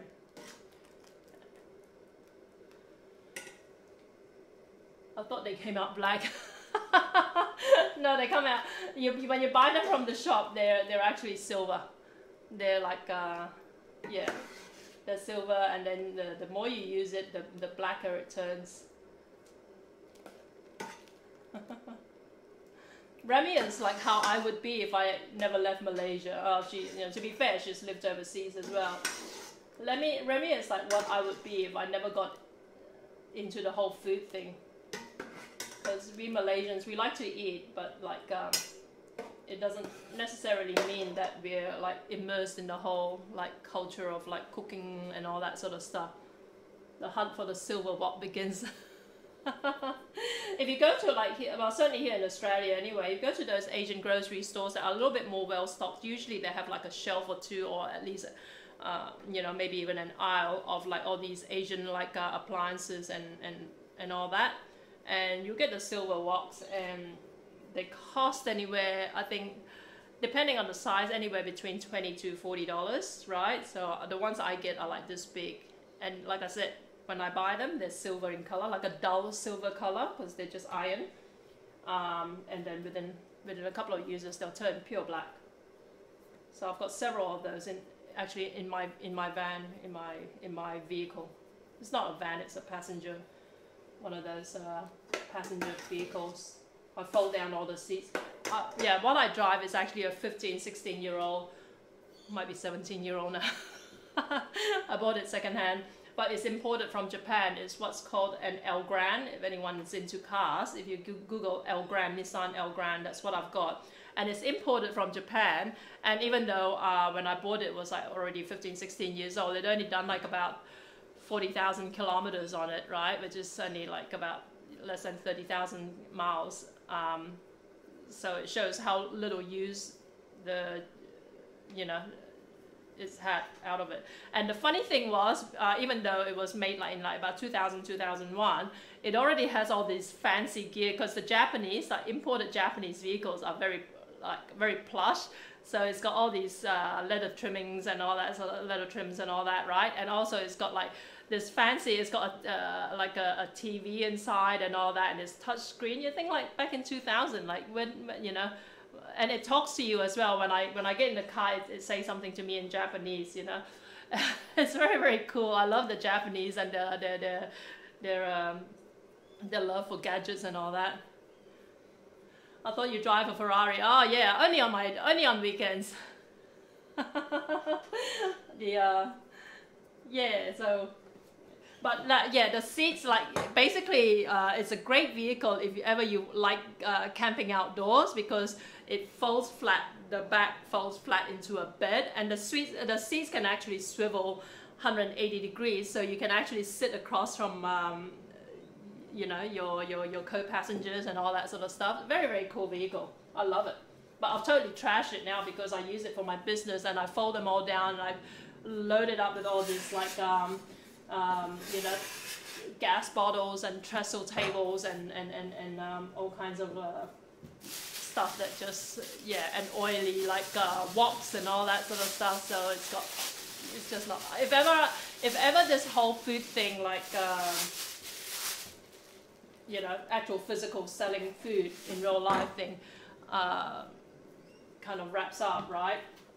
I'm gonna buy another Elgan, but this time actually take care of it and not have like 50 million things piled up. I've got like dirty tarps in there and all that, because I cook and sell food outdoors, you see. Just fold this down. Go. Okay, let's roll this again.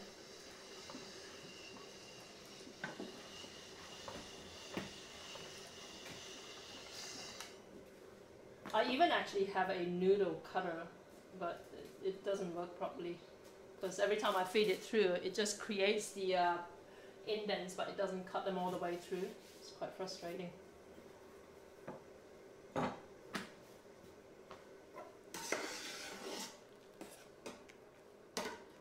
See, the water is getting lower and lower as well. But that's okay, it'll be enough for this last batch. Do it up quickly and then we'll fry up the noodles. Let me just check the time quickly. 2:19. Okay, no problemo. Okay. Here we go. Let's do this.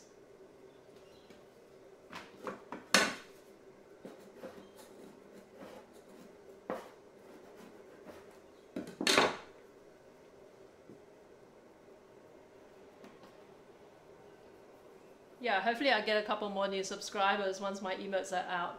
Turns out like udon's too soft for the noodle cutter, I would say.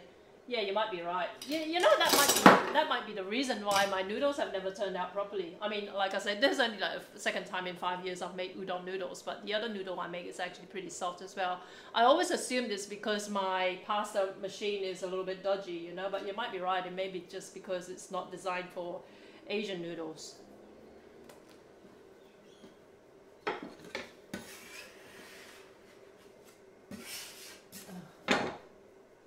Like I say, I hate when like stuff stick together. Look, this is stuck together again. Let me just roll it again compared to that Italian pasta.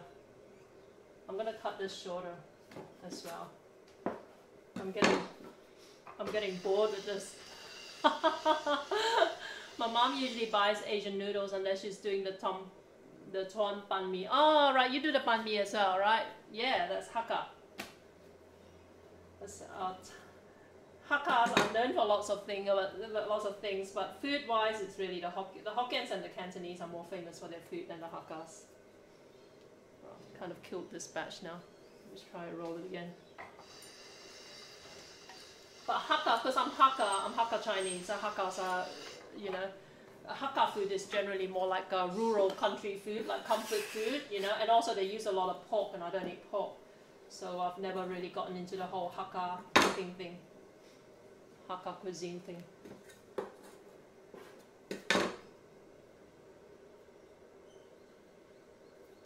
But if ever you need like a political leader, or you need a military leader, or something like that, Hakka is a good bet. Hakkas are legendary troublemakers.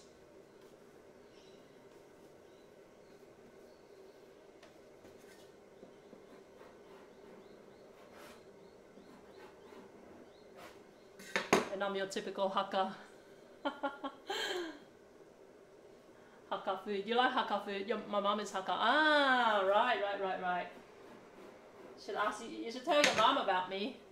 I can talk to her in Hakka. I'll visit you in KL and talk to her in Hakka.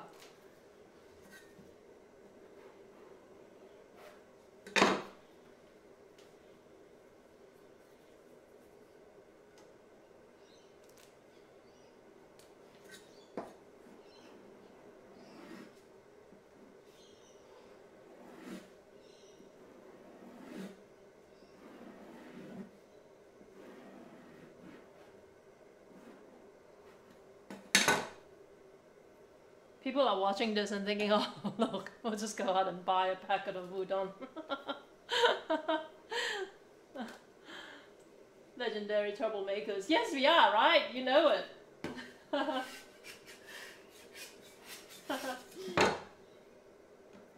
And even communist China apparently was basically successful. Mao Zedong is not Hakka, but apparently it was thanks to the Hakkas that he actually managed to beat the imperialists, because the Hakkas were like, he buddied up to our Hakka ancestors.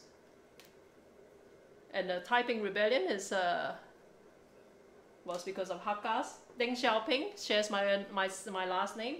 Deng Xiaoping is the communist leader who was responsible for Tiananmen Square. He's Hakka. Lee Kuan Yew, the Singaporean Prime Minister and founder, was Hakka. Chow Yun-fat, the actor, is Hakka.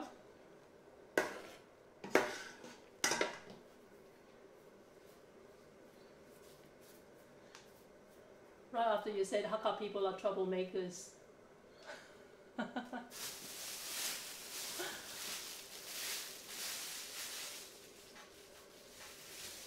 Okay, put this away.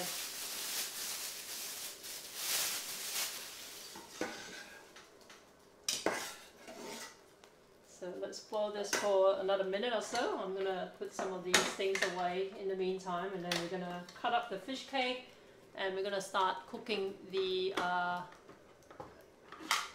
KL Hokkien noodles, right?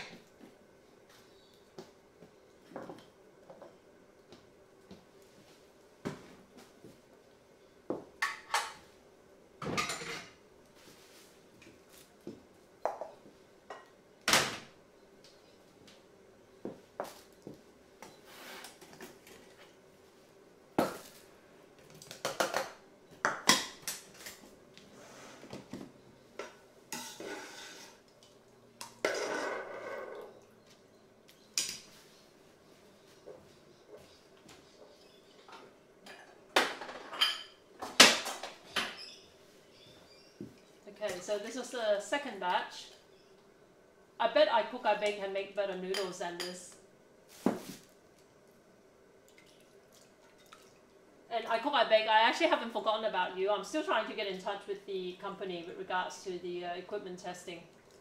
I'm officially back on board, but unfortunately, because they told me to put a halt on everything for a couple of months, once I logged back into the system, it turned out a lot of stuff had been disabled, so I'm trying to catch up with the European staff to find out where things were left off.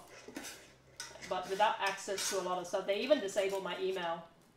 Without access to a lot of stuff, I can't really, I don't want to kind of like, you know, get ahead of myself. But it's definitely back on the cards.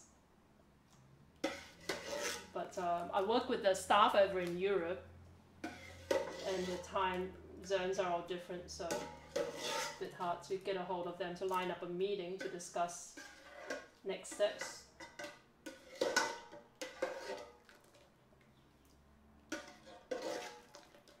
Okay, where these noodles are concerned, I buy them. Yeah, I know. Like, you know what? I think like in Australia we're a little bit more spoiled as far as Asian ingredient availability. That's why I like Lily's blog. Lily, like I said, if you just tune in late, Lily is a friend of mine from Seremban. She's a couple of years older now. I don't know how old she is, but I think she's a few years older than me. But she's based in Colorado. So her blog is great for people who are like us, basically, who are transplanted overseas.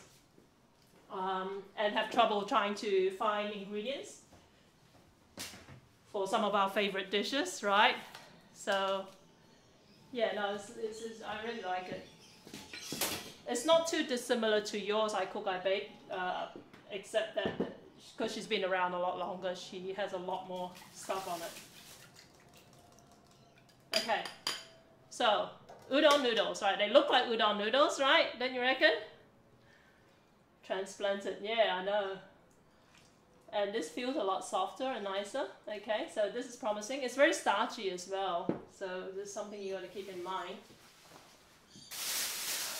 But yeah, in her blog post for this particular recipe, she said that they were getting too expensive out where she was, so she ended up having a go at making it herself. And this is the outcome. Okay, so I'm going to bring back my dinky little stove.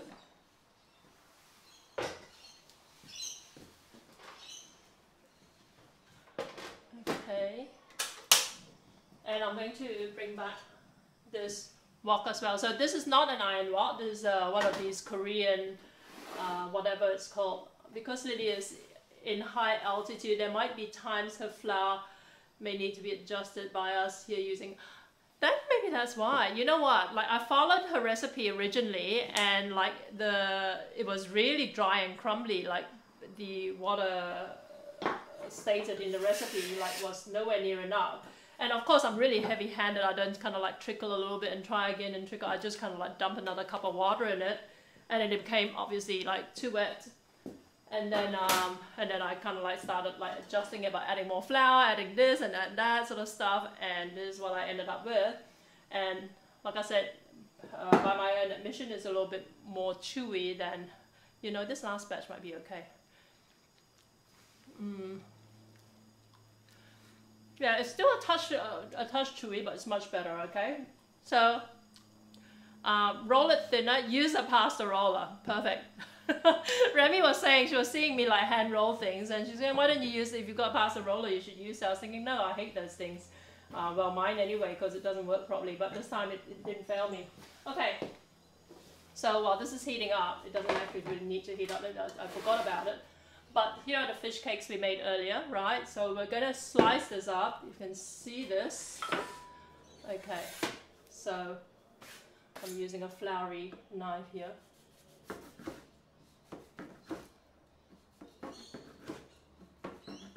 So depending on the shape that you molded it before you fried it up, your fish cake will be basically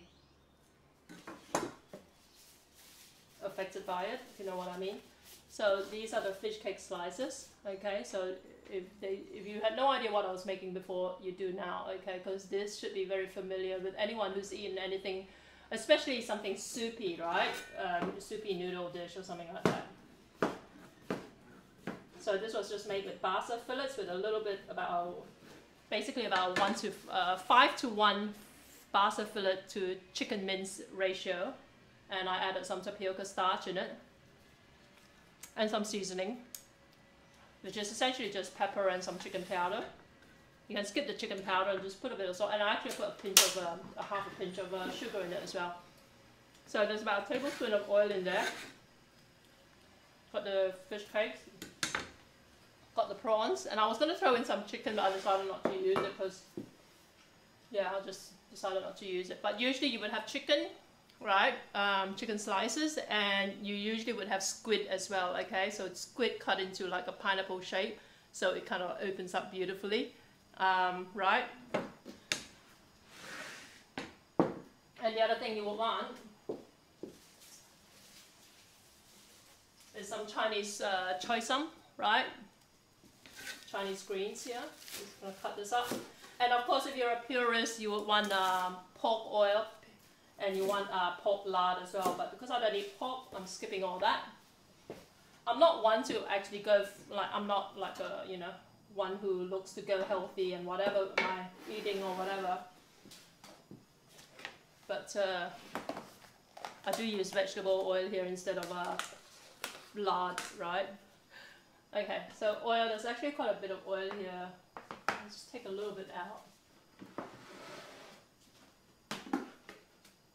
And like I said, like the previous time I made this, I didn't put any oyster sauce in it, but I think I might this time around just for the heck of it. But you are welcome to leave it out. When I did it for my restaurant, I did not have oyster sauce in it, okay? So this is heating up, it's got some oil in it. You want to put some garlic, a fair bit of garlic. Sizzle it. I want to throw in the prawns, right?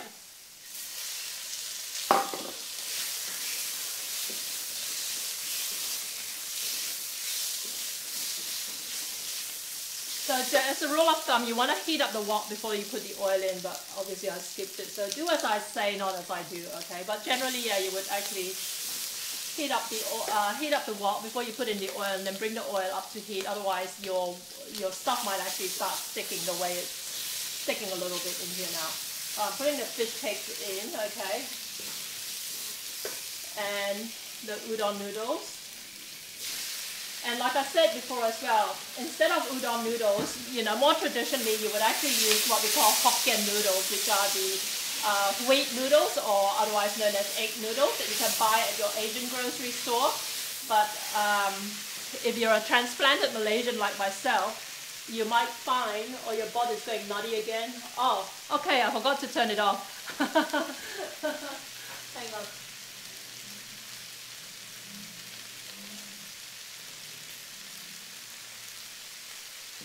Okay, yeah, I've turned it off. 430 followers, you're almost at 450. Oh, awesome.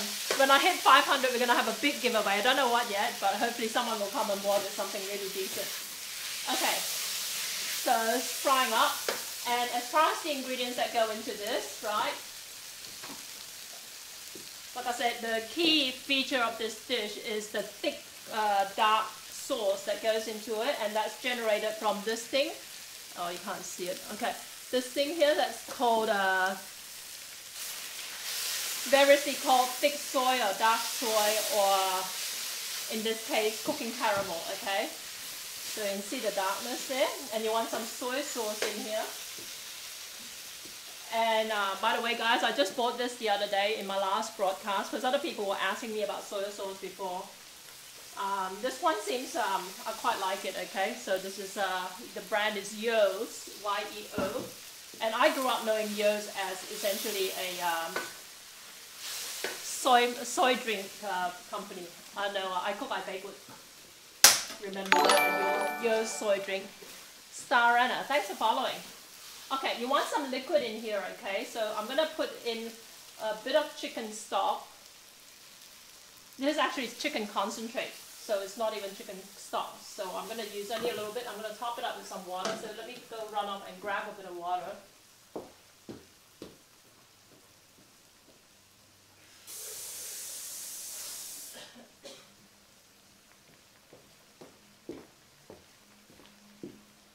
Okay, so this isn't technically a stir-fry dish. It's more of a braised noodle dish, okay? And you can put more of the thick soy if you want. So we've got that, and we want a bit of pepper, right? Fair bit of pepper in here, and you want a little bit of sugar. Yeo's pretty famous for its packet drinks. Yeah, that's right. Remember the herbal tea, the chrysanthemum tea, and all that. So some sugar in here. Like I said, I'm gonna put a dash of oyster sauce, but that's completely optional, right? So if you want to keep this vegan, guys, since the noodle itself is vegan, you can use the thick soy, you can use the soy sauce, you can use the sugar, and you can put some seasoning. I'm gonna put a bit of chicken powder in it, because you know my addiction to chicken powder. But there are vegetarian versions of seasoning powders as well, right? The one that I use is a brand called Poloku, P-O-L-O-K-U, and it's a mushroom seasoning. And in all honesty, it adds that, it's got a bit of MSG in it, so that's why it gives your dishes a bit more body, right? I'm going to toss in the veggies. I'm going to put in the stems first, because you know, it's good practice, but not necessary. But the stems, because they're thicker and tougher, will take a little bit longer to cook than the leaves. So put them in first, stir it through. We're going to taste test this, and then we want to thicken the sauce up at the end as well. And I probably could use a little bit more sauce in here. We'll see how we go.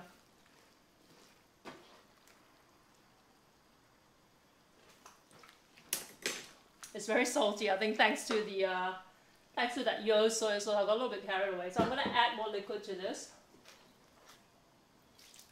And I'm going to add more sugar. Okay, where's my sugar?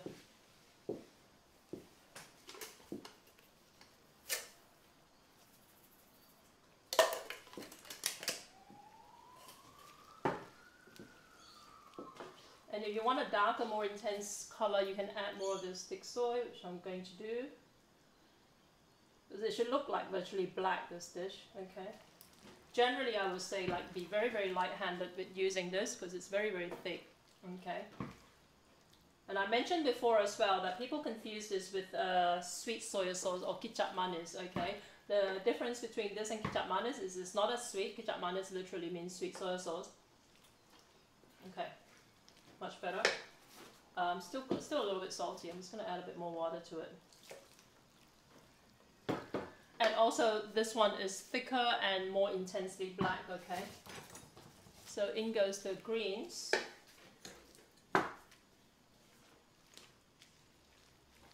Feels to me like that. You can cover and let this simmer for another 30 seconds if you want. And in the meantime, just get a little bit of water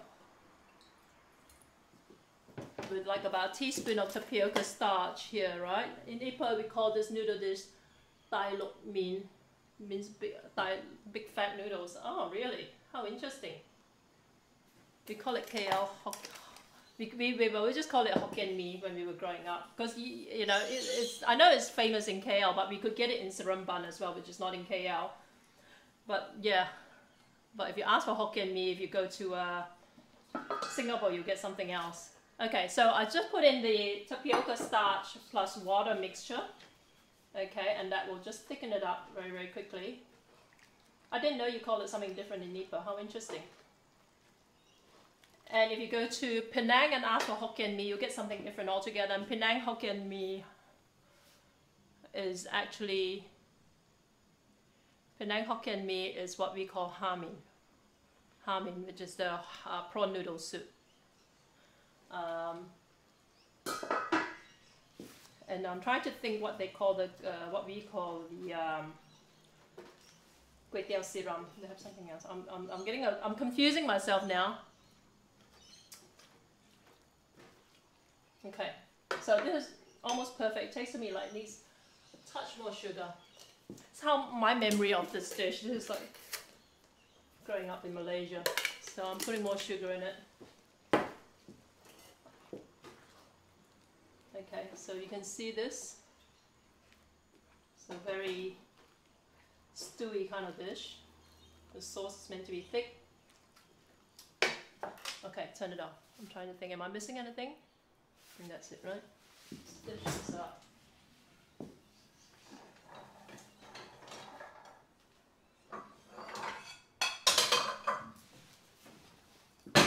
So like I said, the purists with this particular dish will claim that the highlight of it are the pork crisps that go on top, right? Like I said, I don't eat pork, so.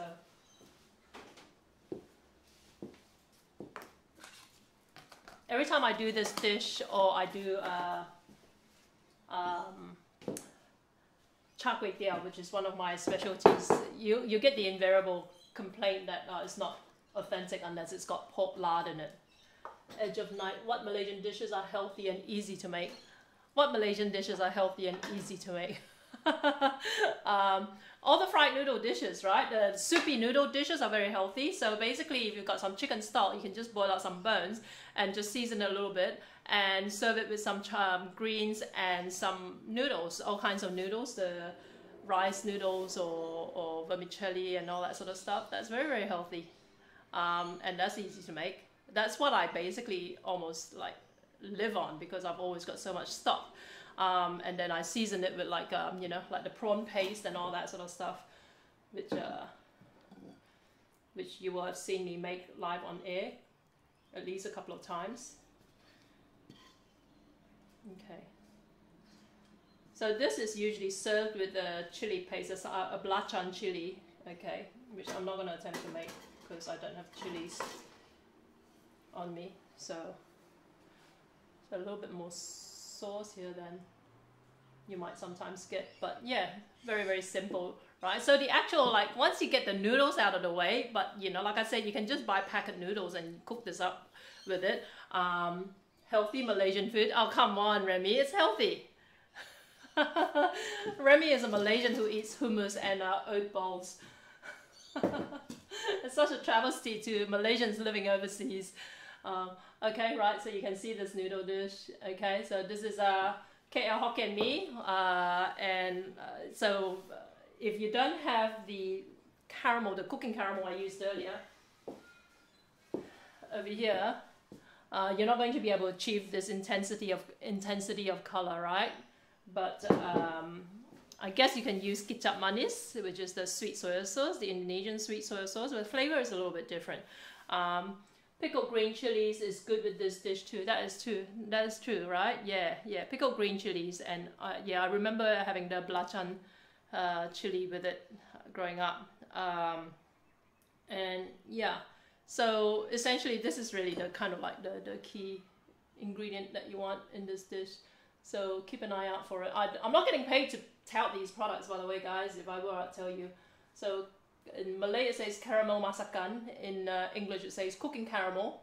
But when we were growing up, we knew this as thick soy sauce, right? You could make a healthy version of Malaysian food. But it wouldn't be Malaysian food. Oh, come on. Look, do I look unhealthy to you? I've been eating Malaysian food my whole life. Okay, so there you go. Hokkien Mee, okay?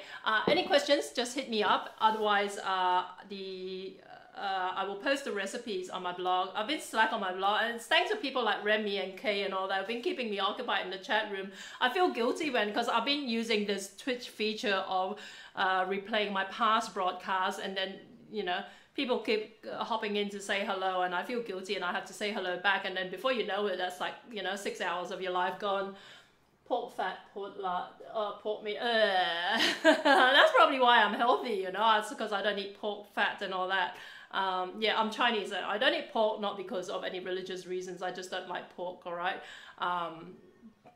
But yeah, so yeah, I've been using this Twitch replay. The good thing is that if you miss my past broadcast, nowadays, I mean, like I say, 99.9% of my audience is actually not on Twitch. And the funny thing was that even like after touting Twitch for the last 4 months, almost daily on Instagram and everywhere else, telling people, go and visit, you know, this, you know, Twitch, whatever, and watch my next broadcast and all that sort of stuff. After almost doing it every day for 4 months, someone said, oh, I wish I could watch it. I was saying, what do you mean you wish you could watch it? You just have to go type in www. You know, and I actually have a short URL, which is jackiem.live. Oh, I didn't realize that, sort of thing. So it's frustrating for me trying to kind of like get people to hop onto Twitch to watch, let alone those who actually make the effort to go to my Twitch channel to see the message, Jackie M Food is offline at the moment, you know.